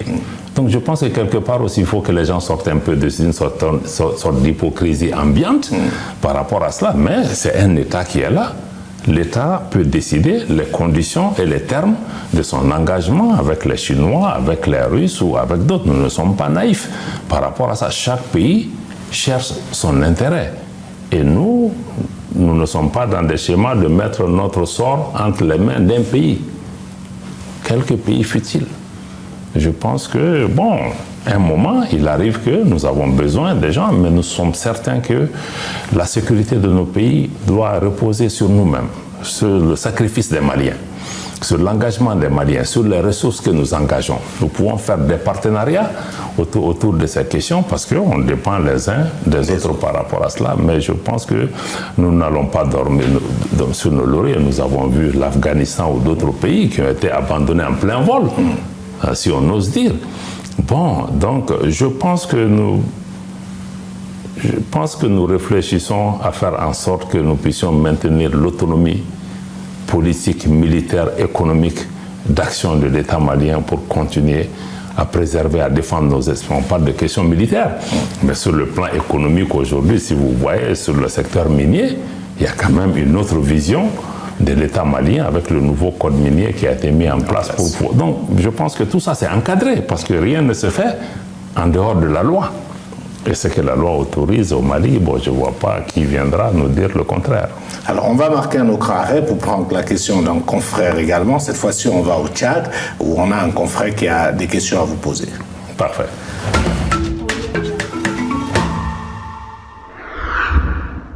Bonjour aux millions de téléspectateurs de Vox Africa. Je suis heureux de participer à cette émission à travers mes questions dont je poserai tout à l'heure. Premièrement, je suis Baudouin Niobé, journaliste et directeur général de Tchad 24. Tchad 24, c'est dans le bouquet Canal Plus 415. Alors, monsieur le ministre Abdoulaye Diop, que j'admire énormément, qui est très prolixe et dans ses interventions, je voudrais d'abord orienter ma question sur le plan de la coopération internationale, monsieur le ministre. Comment le Mali entend-il renforcer ses relations diplomatiques avec les autres pays africains et internationaux? Ça, c'est sur le plan de coopération internationale. Sur le plan de la sécurité régionale, monsieur le ministre, je voudrais savoir quelles sont les stratégies mises en place pour lutter contre le terrorisme et les menaces à la sécurité dans les régions du Sahel. Vous savez que ces régions sont en proie à la sécurité. À l'insécurité, je vous apprends rien. Votre pays en est un exemple, monsieur le ministre. Alors la troisième question pour monsieur le ministre, toujours monsieur le ministre, sur le plan du développement économique, quels sont les principaux défis économiques auxquels le Mali est confronté aujourd'hui et comment le ministère des Affaires étrangères contribue-t-il à leur résolution sur le plan pratique et concret? Ça, c'était les questions que j'avais pour vous, monsieur le ministre. J'espère pouvoir avoir des réponses favorables. Merci.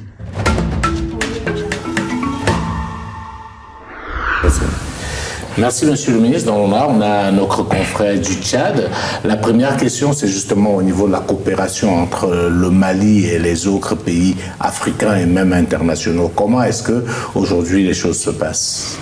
Bon, aujourd'hui, une de nos priorités, naturellement, c'est d'aller vers une diversification des partenariats. On avait des partenaires traditionnels. On essaye de regarder davantage vers des pays émergents. Et aussi, si on regarde de plus près, Aujourd'hui, on a plus d'interactions économiques avec des pays dans notre voisinage immédiat et sur le continent. Et comment tirer profit de l'ensemble de ces relations, mais aussi en mettant en avant surtout les atouts du pays. Parce qu'aujourd'hui, nous sommes conscients du fait que l'aide publique au développement, en tout cas ce qu'on appelle aide publique au développement, est loin de satisfaire à nos besoins de développement. Elle va être utile pour faire un certain nombre de choses, mais qu'il faudra pouvoir lever des investissements, des financements importants pour le développement, la transformation économique de nos pays, répondre à nos besoins en infrastructure, en besoin de transformation de l'agriculture, en besoin de transformation du secteur minier, créer des richesses, créer des emplois au niveau du pays pour pouvoir avancer. Donc nous nous situons aussi dans ce nouveau type de partenariat avec les pays pour aller au-delà de l'aide et essayer de regarder tous les partenariats gagnant-gagnant qui peuvent être en place, y compris à travers des transferts de technologies. Donc, en résumé, nous sommes dans une diversification des partenariats. Nous regardons aussi avec beaucoup d'intérêt des cadres nouveaux qui se mettent en place, comme les BRICS, par exemple. Comme les BRICS. Ouais. Je pense que nous regardons cela avec beaucoup d'intérêt et il y a des réflexions en cours pour pouvoir nous arrimer à ce système. Ça vous intéresse, les BRICS? Ça vous séduit? Vous aimeriez y être? Ça nous intéresse, nous sommes en contact avec beaucoup de pays membres des BRICS qui sont comme l'Inde, la Chine ou la Russie, qui sont aussi des pays amis. Il y a du Mali, beaucoup nous encouragent à pouvoir nous engager. Il y a des réflexions aussi en cours au niveau de l'AES, mais nous estimons que les BRICS peuvent offrir une alternative. D'abord pour aller vers un monde multipolaire, mais aussi sur le plan économique, les BRICS offrent aussi des opportunités de financement du développement dans nos pays. Alors, Monsieur le ministre, l'autre aspect de la question concernait la lutte contre le terrorisme au sein du Sahel. Comme vous le savez, le Sahel ne se limite pas aux 3 pays de l'AES. Alors, comment est-ce que cela se passe avec les autres pays du Sahel qui ne sont pas membres de l'AES? Bon, d'abord pour la lutte contre le terrorisme, il y a des questions de définition d'abord avant de pouvoir même parler de l'efficacité de tout ce qui est en cours, parce qu'il faut avoir la même compréhension de l'ennemi que nous combattons. Justement. Et quand on regarde un peu ce que nous on appelle terrorisme dans notre région, qui a été le Mali, et comme les autres, nous avons nous-mêmes été victimes de ce terrorisme qui a été exporté sur notre territoire depuis un pays voisin et depuis aussi l'intervention en Libye. Bien sûr. Voilà, qui nous a amenés dans cette situation. Et, conséquemment, nous avons perdu, comme je l'ai indiqué, pratiquement la moitié de notre territoire. Et après, il y a eu des efforts importants pour pouvoir renverser la vapeur par rapport à ça. Et nous avons décidé d'aller vers un changement de paradigme. Ça veut dire que pendant une dizaine d'années, le Mali a compté essentiellement sur les forces internationales pour amener la paix et la sécurité. Nous avons vu les limites de cela. Nous avons changé de paradigme pour mettre la sécurité du Mali entre les mains des Maliens. Faire les investissements nécessaires sur le plan de renforcement des capacités militaires pour pouvoir y répondre, avoir une nouvelle doctrine militaire et déployer les capacités en conséquence. Et aussi, sur le plan financier, nous dépensons près de 25% de notre budget, le quart de notre budget pour soutenir cet effort. Et l'ensemble de ces investissements bâtis sur les sacrifices des Maliens et vraiment le courage aussi et le professionnalisme de nos hommes sur le terrain aujourd'hui, la situation sécuritaire s'est nettement améliorée, c'est le moins qu'on puisse dire. Vous savez que pour vous, le Mali aujourd'hui est mieux qu'à l'époque de Barkhane, G5 Sahel, Takuba, MINUSMA, etc. Prenez les chiffres. Il y a 4-5 ans, quand nous parlions de morts au Mali, lors des conflits intercommunautaires ou autres dans le centre du pays, c'était des centaines de personnes qui étaient tuées, c'était des champs entiers qui étaient brûlés. Il y avait beaucoup de localités où l'État malien n'était même pas présent.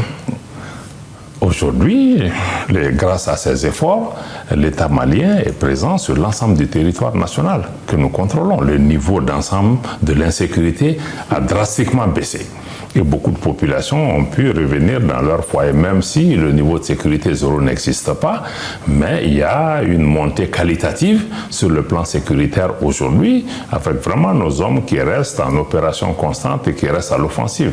Naturellement, le terrorisme aussi s'adapte à ces défis et nous continuons à avoir des problèmes. Mais aujourd'hui, le fait que nous-mêmes nous soyons à la manette et que nous nous engageons à défendre notre pays a fondamentalement changé les choses. Et le fait aussi que le peuple malien est dans sa grande majorité, sinon à l'unanimité derrière ses forces de défense et de sécurité, a aussi créé une autre dynamique sur le terrain. Donc pour moi, c'est ça qui est important aujourd'hui. Donc sur le plan de ça, sur ce plan, c'est important. Mais naturellement, aucun pays, aussi grand fut-il, ne peut seul faire face au terrorisme. Mais comme on le dit dans l'avion, c'est-à-dire que quand il y a des secousses, tu dois d'abord mettre le max d'oxygène avant de t'occuper du voisin. Donc nous, d'abord, il faut que nous soyons en mesure d'assurer notre sécurité pour pouvoir même être des partenaires pour les autres. Aujourd'hui, nous travaillons dans le cadre de la Confédération des États du Sahel avec le Burkina. Et le Niger a un niveau d'intégration de nos forces de défense et de sécurité que nous n'avons jamais vu, avec des succès importants sur le terrain.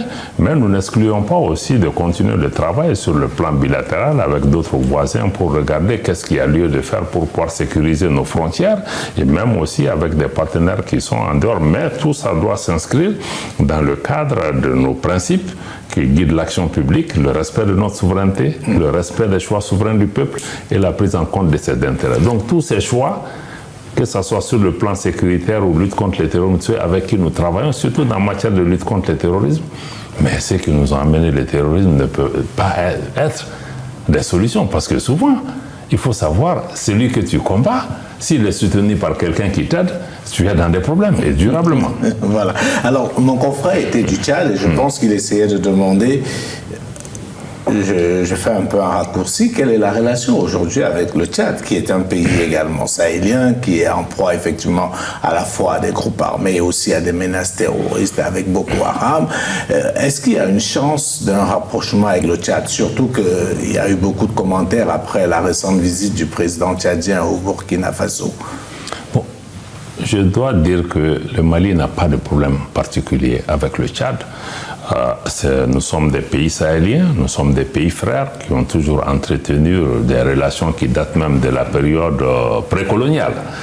Et je dois aussi payer un tribut pour les braves soldats tchadiens qui ont perdu la vie au Mali, et avec beaucoup de courage, y compris l'actuel président qui s'est battu au sein des unités qui étaient déployées dans le nord du Mali. Le Mali et le Tchad appartiennent au même ensemble. Nous avons un destin commun parce que nous faisons face aux mêmes défis.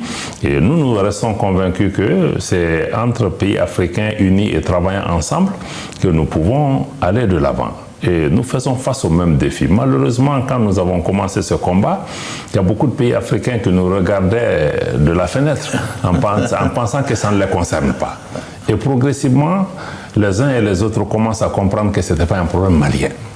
C'était juste une question de temps pour que ça arrive à tout le monde. Donc moi, je ne vois pas de difficultés particulières. L'arrivée du président du Tchad au Burkina, c'est une excellente nouvelle que nos pays travaillent ensemble. Donc on n'a pas de problème particulier. Je suis certain que nous avons des engagements de diverses natures avec le Tchad comme avec d'autres pays africains parce que nous devons rester solidaires. Est-ce qu'on peut imaginer le Tchad rejoindre l'AES? Ça commence à chuchoter un peu. Surtout quand on voit les dernières positions du Tchad, vis-à-vis notamment de la France. Ils ont décidé, comme vous avant, de faire partir l'armée française, et on voit de plus en plus des positions assez curieuses du Tchad. On parle aussi d'un rapprochement avec la Russie. On voit le président Déby qui va au Burkina Faso, qui est accueilli avec tout ce qui se doit.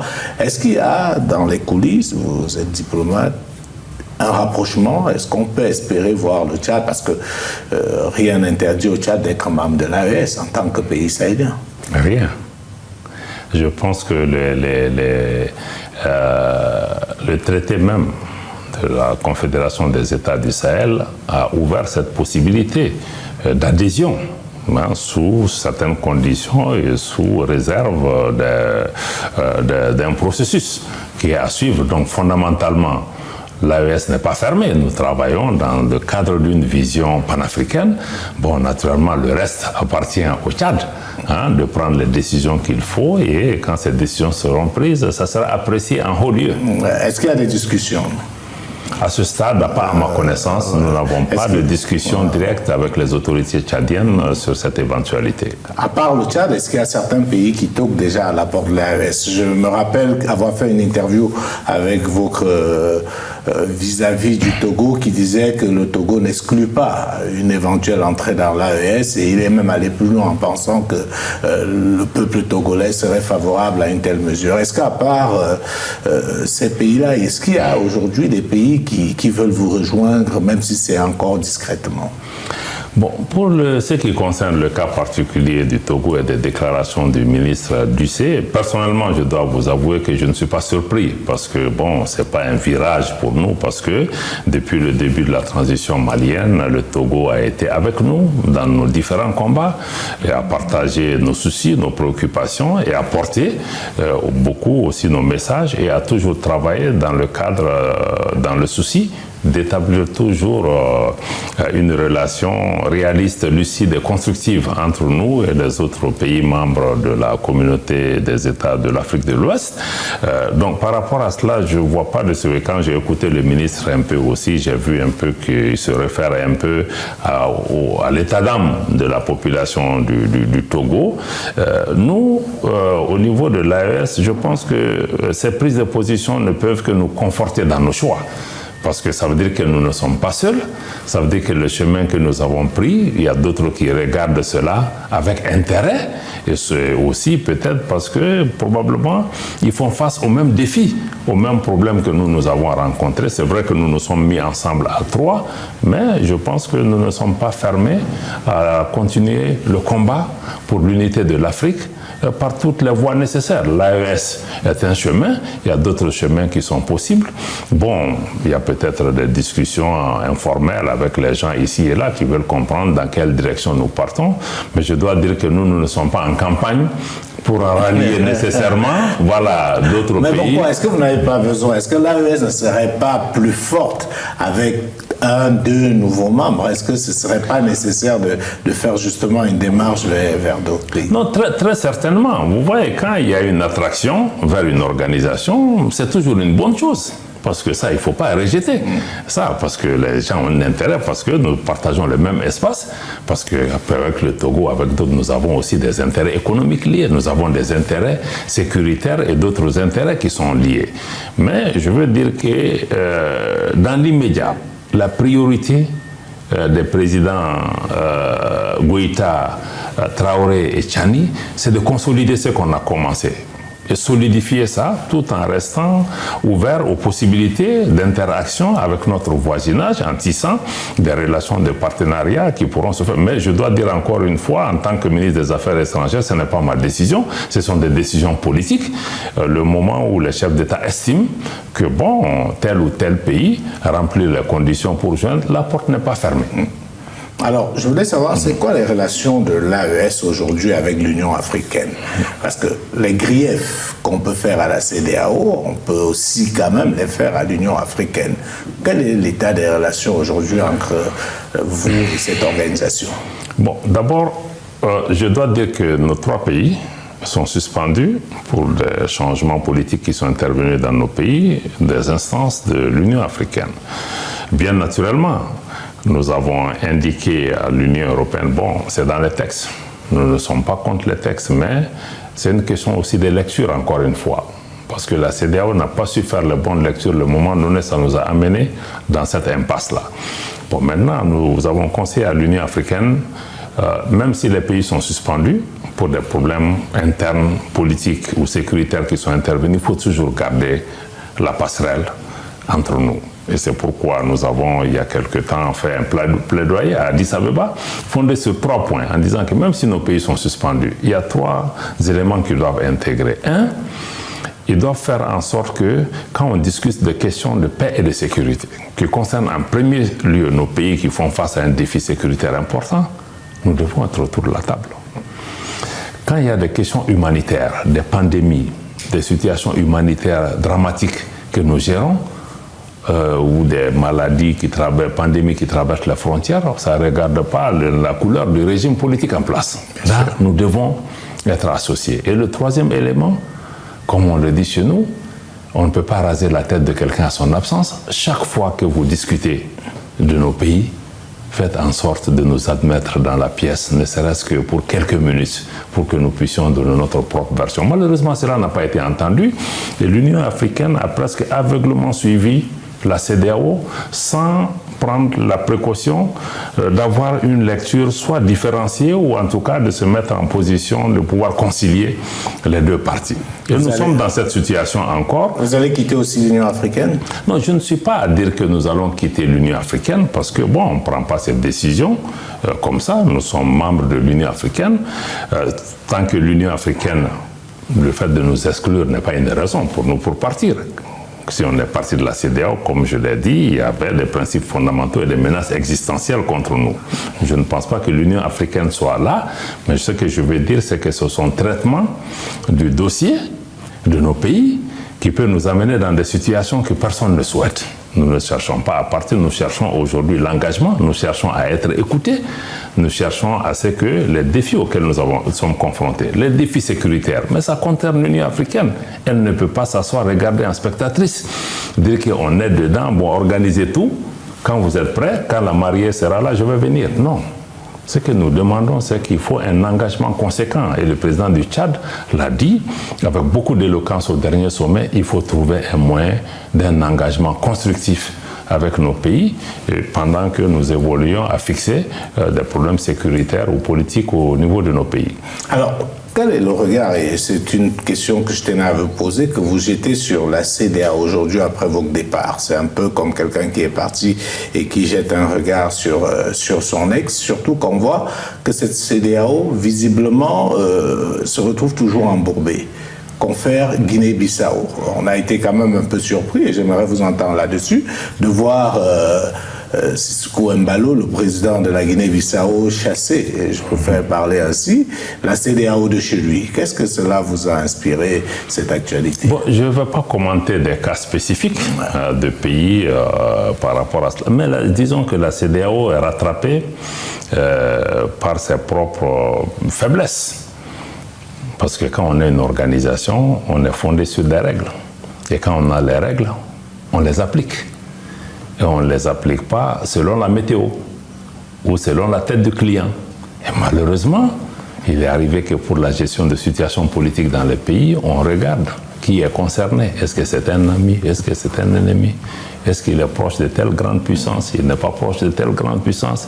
Le poids du chef de... Donc, je pense que quand on est une organisation, il faut pouvoir mettre des règles où tout le monde se reconnaît dedans. Et quand on traite les pays, même les pays où il y a eu des changements institutionnels, ils ne sont pas tous traités de la même façon.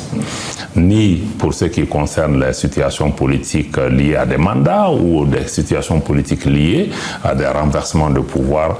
Mais je pense que aujourd'hui, moi, je préfère, pour ce qui concerne la CEDEAO, pour ne pas fuir ta question, je préfère ne pas regarder dans le rétroviseur. J'ai assez de défis en tant que pilote dans le véhicule dans lequel je suis assis.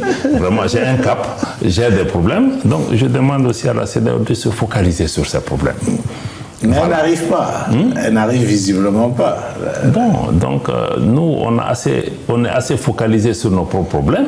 Et bon, et je pense qu'on ne peut pas traîner les difficultés d'autres avec nous. D'accord. Alors, est-ce que ça vous intéresse, les réseaux sociaux, Abdoulaye Diop? On est dans un monde aujourd'hui totalement numérique. Est-ce que c'est quelque chose qui vous parle? Moi, je pense que c'est une réalité. Ce n'est pas que ça doit nous parler ou ça ne nous parle pas. On est dedans, qu'on le veuille ou pas. Ça fait partie de notre quotidien. Tout ce qu'on peut faire, c'est de voir comment nous pouvons nous organiser pour pouvoir être présents ou exploiter ou même éviter ce qu'on peut éviter. Mais je pense que les réseaux sociaux, c'est une réalité. Voilà. Alors, nous avons une rubrique dans cette émission, Empreinte digitale, ça veut dire nous allons sur le net, notamment sur les réseaux sociaux, voir un peu quelle est l'attitude ou quelle est la vie digitale de notre invité. Je vous propose de découvrir votre vie digitale. Parfait. Nous restons au Mali. dans le royaume mandingue pour nos rendez-vous sur le continent, pour déployer l'empreinte digitale et passer au scanner la notoriété numérique de notre invité du jour, le ministre des Affaires étrangères et de la coopération internationale, Abdoulaye Diop. C'est lui que le magazine Jeune Afrique présente comme un diplomate qui peine à justifier la légitimité des braqueurs d'institutions. Toujours dans le magazine panafricain, il fait montre d'un franc-parler qui sied à la junte militaire au pouvoir à Bamako. Il y a un acharnement contre le Mali. Pour le média en ligne MaliWeb, ce diplômé de l'Institut international d'administration publique de Paris est tout simplement l'homme des grands défis. Avec son style, peu de paroles, beaucoup d'actes, l'Express de Bamako souligne sa particularité. Depuis sa nomination, il ne traîne pas derrière lui les casseroles, ce qui fait du ministre Diop personnalité préférée des Maliens dans le gouvernement. D'Ibrahim Boubacar Keïta à Assimi Goïta, Abdoulaye Diop détonne, étonne et force l'admiration. Un excellent ministre des Affaires étrangères qui est prêt et capable de défendre les intérêts de son pays, même si c'est avec des diables qu'il va coopérer et dealer. Un discours histoire. Grâce à M. Diop, on commence à respecter l'Afrique. Courage à vous. Vous avez notre soutien indéfectible. S'il plaît à certains, sa personnalité n'est pas appréciée par d'autres. Un diplomate qui peine à justifier la légitimité des braqueurs d'institutions. Il suffit que l'on ventile une rumeur de remaniement pour que nos fameux ministres se lancent dans la fabrication d'articles de presse. S'agit-il vraiment du même ministre incompétent Diop ? Non, je ne pense pas. Tout ça pour s'accrocher à un poste. Venons-en aux data. On a cliqué pour vous Abdoulaye Diop et on vous fait le résumé. L'empreinte numérique qui situe Abdoulaye Diop sur les réseaux sociaux commence sur X, qu'il a rejoint en octobre 2011. Au moment où nous relevons ses empreintes digitales, il compte 292 800 abonnés. Dans ses tweets, en moyenne 2 par jour, ses activités ministérielles et diplomatiques sont mises en avant. Ces 2 derniers tweets affichent un total cumulé de 5 commentaires, 55 retweets et 353 j'aime pour une audience de 7000 vues en 24 heures. Autre clic. Sur Facebook, où il poste les mêmes contenus que sur X. Abdoulaye Diop compte 5300 followers. Sur le Meta, nous avons également détecté plusieurs autres comptes avec son nom. Son activité de microblogage quasi quotidienne démontre que X et Facebook sont ses plateformes préférées. Voilà un raccourci ce qui fait la vie digitale d'Abdoulaye Diop, un fils du Mali né à Brazzaville au Congo. Note de la rédaction, 5 sur 10. Mention passable. Monsieur le ministre Abdoulaye Diop, votre vie est digitale, mais pas assez.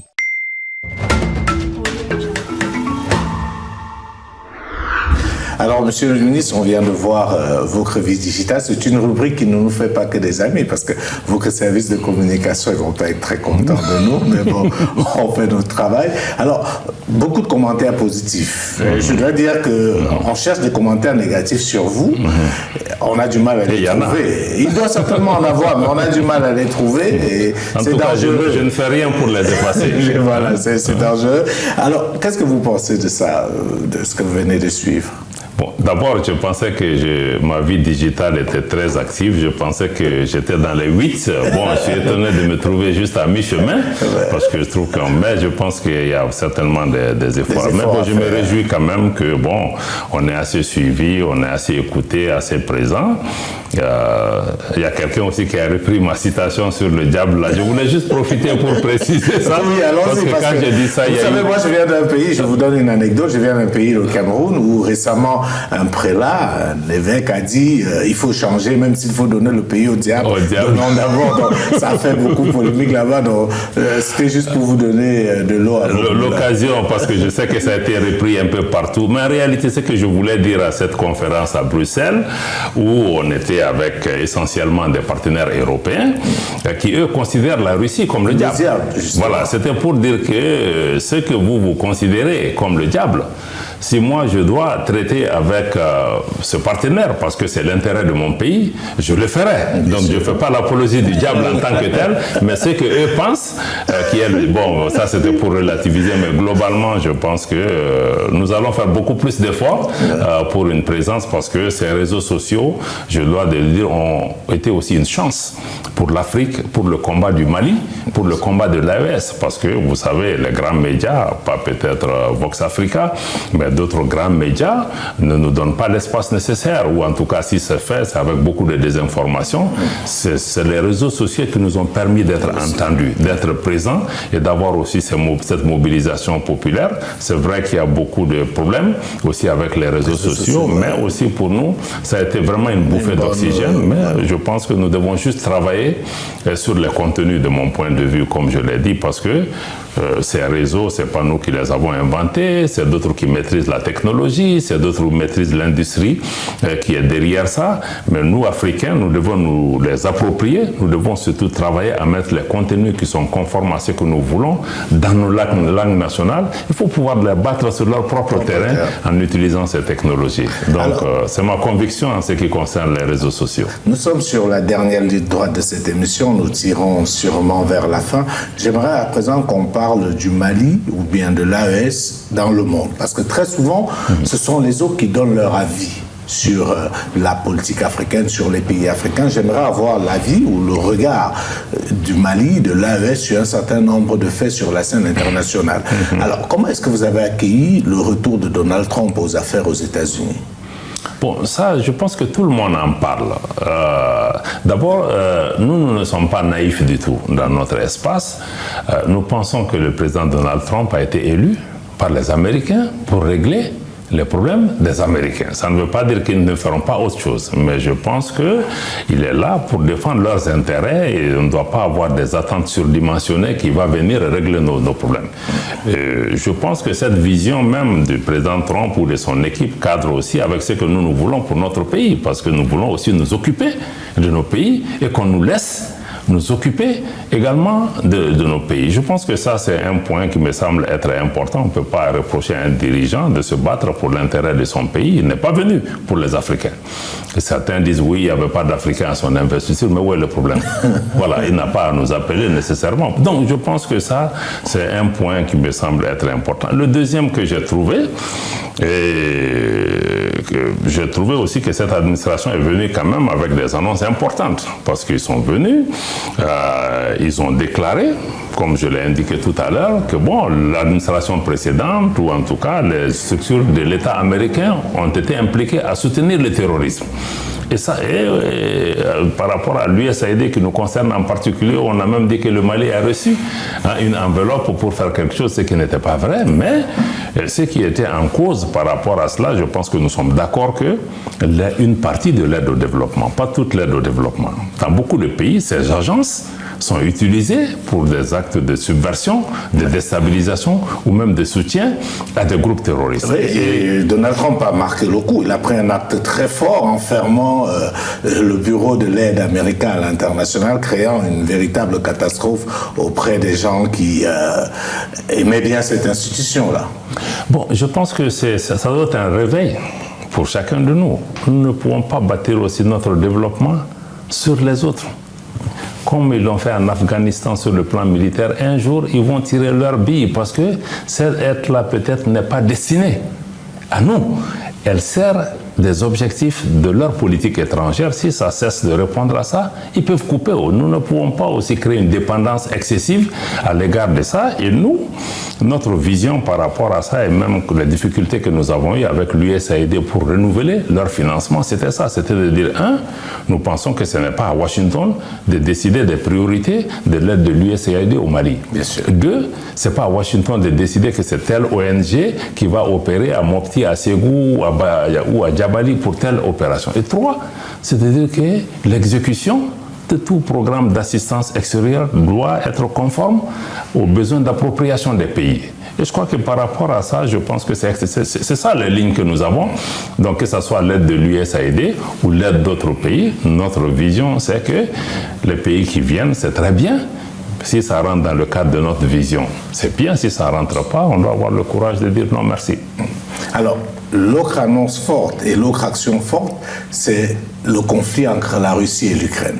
Donald Trump a carrément mis les pieds dans le plat. On est aujourd'hui perdu entre l'Europe qui annonce qu'elle veut faire la guerre et l'Ukraine qui essaye de négocier la paix avec les États-Unis. On est un peu perdu. Qu'est-ce que cela vous inspire, cette cacophonie qu'on observe aujourd'hui par rapport à... Moi, je crois que ce qui était perdu depuis longtemps.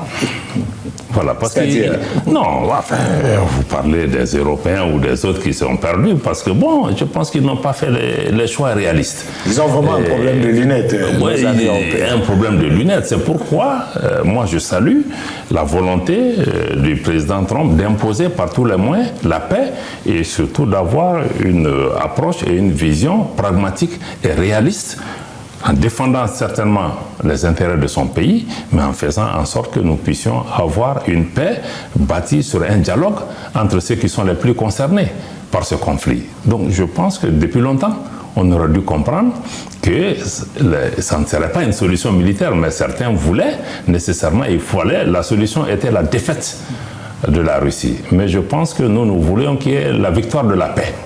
Une paix durable entre l'Ukraine et la Russie qui puisse aider à consolider la prospérité du monde. Alors, dernier point aussi, comme on dit, une actualité chassant une autre, on en est aujourd'hui arrivé un peu à éclipser tout ce qui se passe dans la bande de Gaza avec l'Israël et la Palestine. C'est un conflit, j'ai envie de dire, même si j'exagère un peu, aussi vieux que le monde.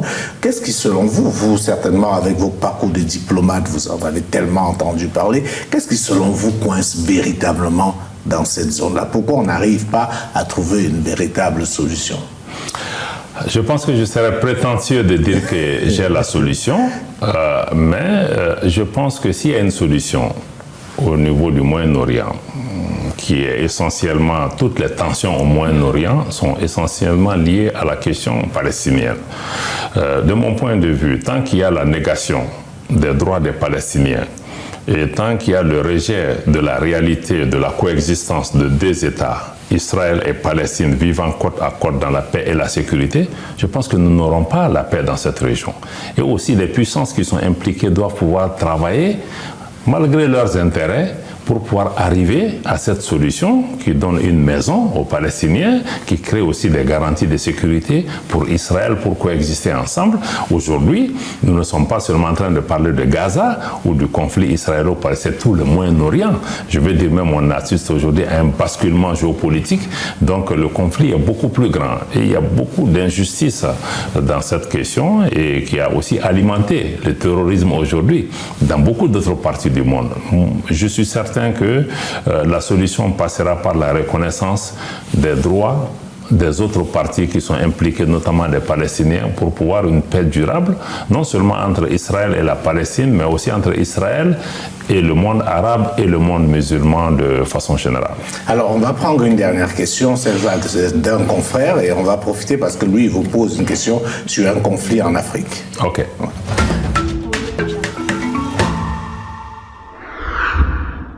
Bonjour, Monsieur le ministre Abdoulaye Diop. Je m'appelle Jacques Amboka. Je suis journaliste congolais, responsable de Média 24 News Agency. Je travaille également pour RT en français et pour Business 24 Africa.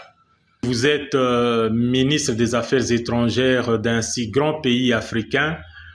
Dites-nous s'il vous était accordé l'occasion, par exemple, de donner, de prodiguer des conseils aux acteurs clés de cette crise. Quelles pistes de solutions alliez-vous leur proposer pour que la République démocratique du Congo puisse sortir de cette situation qui endeuille de plus en plus sa population dans sa partie est?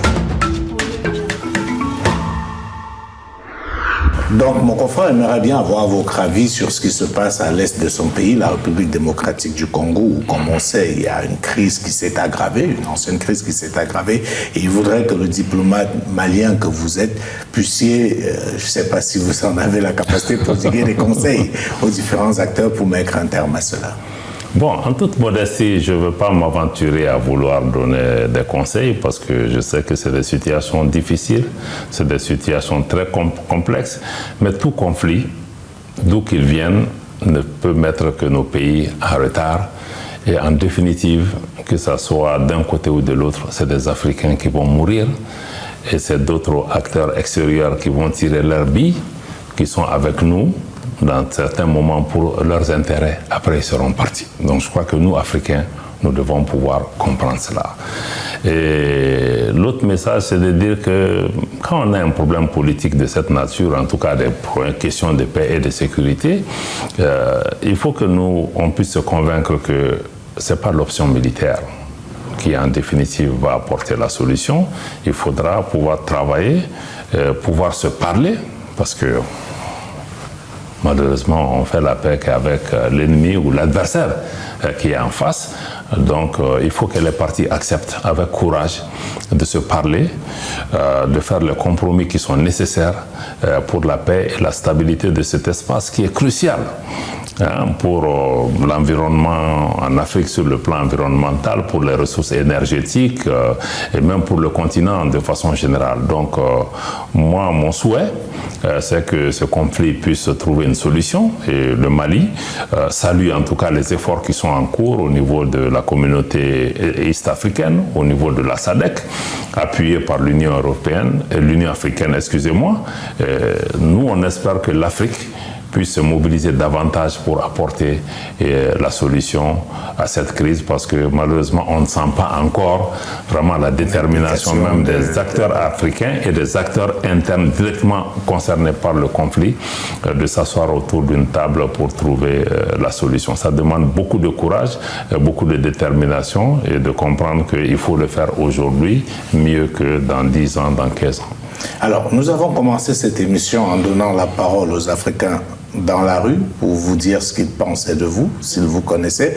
Nous allons sortir en leur redonnant la parole. Il y en a qui ont des conseils à vous donner, il y en a qui ont des questions à vous poser. Donc on leur donne la parole et on sortira de cette émission. Parfait. Ok.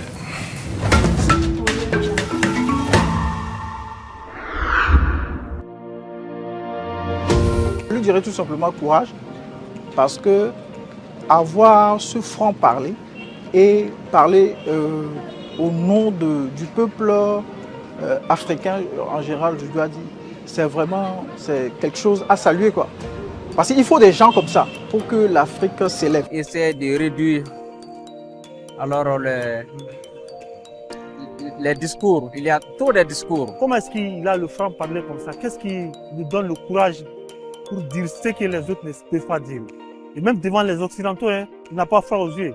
Et j'allais lui demander, est-ce qu'il n'a pas peur de son intégrité physique? Est-ce que c'est le même Abdoulaye Diop ou qu'est-ce qui le fait changer de vision aujourd'hui? Je voudrais vous passer mes félicitations pour votre combat pour la libération de votre territoire, le Mali, et encore plus pour le combat que vous menez.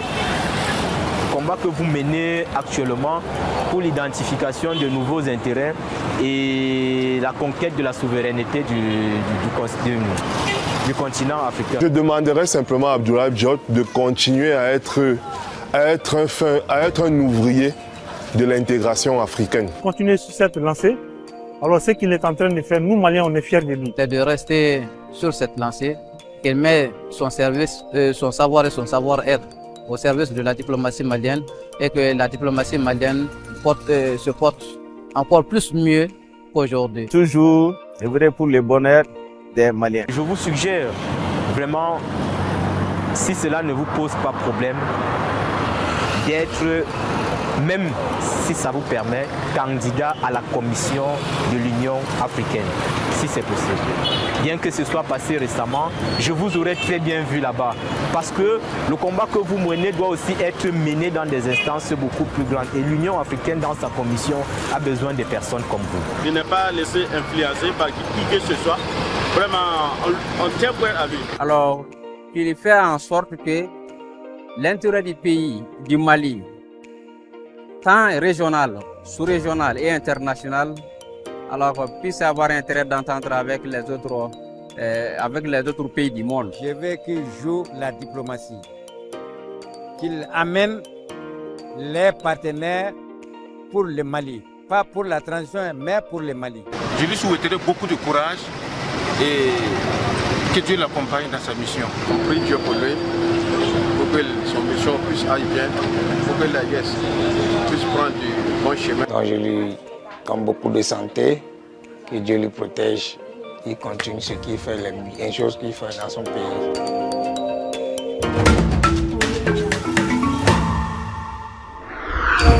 Merci. Voilà, Abdoulaye Diop, vous avez beaucoup de messages d'encouragement, des gens qui prient pour vous, mais il y a deux choses qui ont retenu mon attention. Premièrement, c'est une question. Est-ce que vous n'avez pas peur? Est-ce qu'il ne vous arrive pas d'avoir peur pour vous, pour votre famille, pour votre intégrité physique? Bon, vous savez, chacun de nous, la peur fait partie de ce que nous faisons. Mais souvent, la peur n'est pas pour nous-mêmes. Je pense qu'on a plus peur souvent d'échouer, de ne pas être à la hauteur de ce qu'on fait. Et je pense que quand on regarde aussi des milliers de gens qui perdent leur vie au quotidien, à Djenné, à Kidal, ailleurs, bon, on se dit que peut-être les risques que nous prenons, c'est peut-être même rien à côté de ça. Mais certains disent aussi souvent il faut se méfier des gens qui ont peur.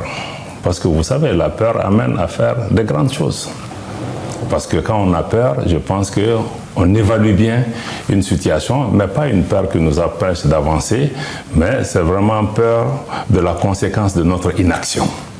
De s'asseoir, de ne pas faire quelque chose. Mais si on fait quelque chose, je crois qu'on avance. Je pense que le risque est inhérent à ce que nous faisons au quotidien. Donc je pense que oui, j'ai peur, mais pas dans le sens que vous dites. Voilà, parce que la question est revenue plusieurs fois par certains téléspectateurs, effectivement, qui s'inquiètent de vos courages. L'autre en parlait, vous n'avez peur de personne, vous dites les choses telles que vous pensez, et on sait qu'à une époque pas si lointaine que ça, les leaders africains qui osaient se faisaient purement et simplement assassiner. Je crois que c'est ça qui suscite auprès de ces Africains-là cette crainte-là. Ça peut se comprendre. Je pense que ces risques-là font partie, mais si je n'ai vraiment pas peur, c'est que je ne suis pas seul. Je pense que je travaille sous la direction d'un chef d'État, le président Goïta, que vous connaissez. Je ne suis qu'un messager. Je porte le message que lui-même, en tout cas la vision que lui-même a définie avec courage, qui est la vision du pays. Je dois quand même lui reconnaître que quand on prend ses positions pour matérialiser sa volonté, il est toujours là pour pouvoir te soutenir, pour pouvoir t'accompagner, pour ne pas pouvoir te désavouer. Je pense que ça aussi, ça nous donne le courage de porter ce combat parce qu'on sait qu'il y a le président, pas sûr que le président, il y a un gouvernement. Et aussi quand j'écoute ceci, j'entends les gens, je vois qu'il y a beaucoup de gens ailleurs qui se reconnaissent dans ce qu'on fait, sans que nous, a priori, en allant tenir ces discours, on ne pense pas à faire plaisir à XY. On va défendre un intérêt, on va défendre une cause, on va promouvoir et défendre les intérêts de notre pays. Donc si les deux se retrouvent, je pense que c'est beaucoup plus ça, parce qu'on est aussi adossé à quelque chose. Il y a une vision pour laquelle nous sommes convaincus qui va aider à sortir notre pays de l'ornière. Et je pense qu'au quotidien, chacun de nous, on doit à certains moments prendre des risques calculés, certes, mais bon, même ce calcul peut être faux. Voilà. Alors, il y a une autre question. Je ne sais pas, elle vous a fait tiquer. J'observais votre body language pour voir quand il a dit qu'il vous encourageait à être candidat. Est-ce que vous avez pensé à être candidat à la présidence du Mali? Est-ce qu'à un moment donné, vous avez dit qu'il n'a pas osé? Moi, il n'a pas parlé du Mali. Je crois qu'il a parlé de la commission, mais pour paraphraser un homme politique, je n'y pense pas en me rasant. Ma seule ambition, c'est vraiment de pouvoir réussir la mission qui m'est confiée, qui est celle d'être ministre des Affaires étrangères d'un pays en crise au cœur aujourd'hui de la géopolitique mondiale, et de pouvoir accomplir cette mission et de pouvoir répondre aux attentes de ceux qui m'ont fait confiance, y compris les plus hautes autorités, pour accomplir cette mission, et que demain, je puisse m'asseoir, peut-être quand j'aurai fini cette mission, de regarder que telle ou telle chose qui est en train de se faire, j'y ai modestement contribuer. Je pense que ça sera déjà une grande satisfaction. Alors, la présidente de la Commission de l'Union africaine, c'est pas à l'ordre du jour. Je n'y pense pas en me rasant. On vient d'avoir un nouveau président de la Commission d'air, qui est un bon ami, le ministre de Djibouti, que je félicite, que j'encourage pour cela. Je pense qu'on n'a pas besoin d'être nécessairement président ou d'être devant pour pouvoir jouer. Je pense que, vous savez aussi, à plusieurs niveaux, on peut contribuer par rapport à nos pays pour atteindre des objectifs en particulier. Donc je pense que j'ai eu l'insigne honneur, sans démagogie, l'insigne honneur d'être là ici en ce moment particulier de l'histoire de notre pays, d'être acteur de ce qui est en train de se dérouler aujourd'hui ici. Je pense que c'est une grande satisfaction et j'espère pouvoir en sortir avec des résultats qui font honneur à ce pays et je pense que c'est largement suffisant pour moi. Merci beaucoup Abdoulaye Diop d'avoir accepté de jouer le jeu, de parler aux Africains. Je vais vous laisser la parole de fin et je vais vous demander exceptionnellement de regarder votre caméra et de passer le message qui vous vient à l'esprit à tous ces Africains qui vous regardent, qui ont soif de liberté, qui ont soif de souveraineté et qui voient en vous une des personnes qui contribuent à cela. Bon, ce que je peux dire à tout un chacun, c'est à partir de mon propre parcours personnel. Je pense que je viens d'une famille modeste. Je pense que si je n'avais pas été à l'école, je ne serais pas là devant vous. Il y a un concours de circonstances qui m'ont amené là où je suis arrivé aujourd'hui.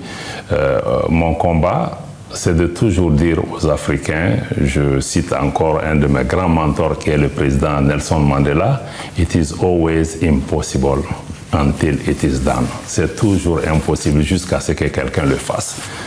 Et c'est pour dire que nous, Africains, nous devons prendre confiance en nous-mêmes, nous dire que c'est possible, ne pas écouter ceux qui viennent chaque fois créer le doute chez nous, nous dire que c'est possible, que nous pouvons changer notre situation, que nous avons la capacité et que ce qui nous manque, c'est souvent de pouvoir trouver la paix, la tranquillité, d'avoir des gens qui nous font confiance. Et je pense que ce qui est aussi important pour nous, Africains, jeunes Africains, c'est de comprendre que personne ne viendra changer nos pays à notre place. Il faut que nous-mêmes nous nous assumions. La réponse est entre nos mains et non pas entre les mains d'autrui. Et de comprendre aussi que en Afrique, aucun de nous ne s'en sortira seul. Il ne faut pas qu'on considère que quand tel ou tel a des problèmes, ça ne me concerne pas. Si ça c'est une question de jour pour que ça t'arrive. Donc de comprendre, il faut que nous soyons unis, il faut que nous soyons solidaires, il faut que nous comprenions que nos sorts sont liés. Et moi, j'ai entièrement confiance en cette jeunesse africaine vibrante que nous voyons au quotidien, qui aujourd'hui maîtrisent les technologies, qui sont des ingénieurs, qui travaillent dans plusieurs secteurs d'activité avec les richesses qui sont dans nos pays, dans notre continent. Je pense que c'est possible de changer la face du monde. C'est possible pour nous d'avoir la respectabilité, d'avoir le poids économique que nous rêvons pour nos pays et de pouvoir aussi contribuer à dessiner des partenariats qui changent nos économies, nos pays et qui font de nous aussi des acteurs respectés et dignes sur la scène internationale. C'est vraiment mon message pour nous Africains de nous dire que c'est possible. Merci beaucoup, Monsieur le ministre. Madame, monsieur, merci à vous. Nous étions en compagnie de son Excellence Abdoulaye Diop, ministre des Affaires étrangères et de la coopération internationale du Mali. Prenons rendez-vous très prochainement avec un nouvel invité. D'ici là, portez-vous bien. Bonsoir à tous.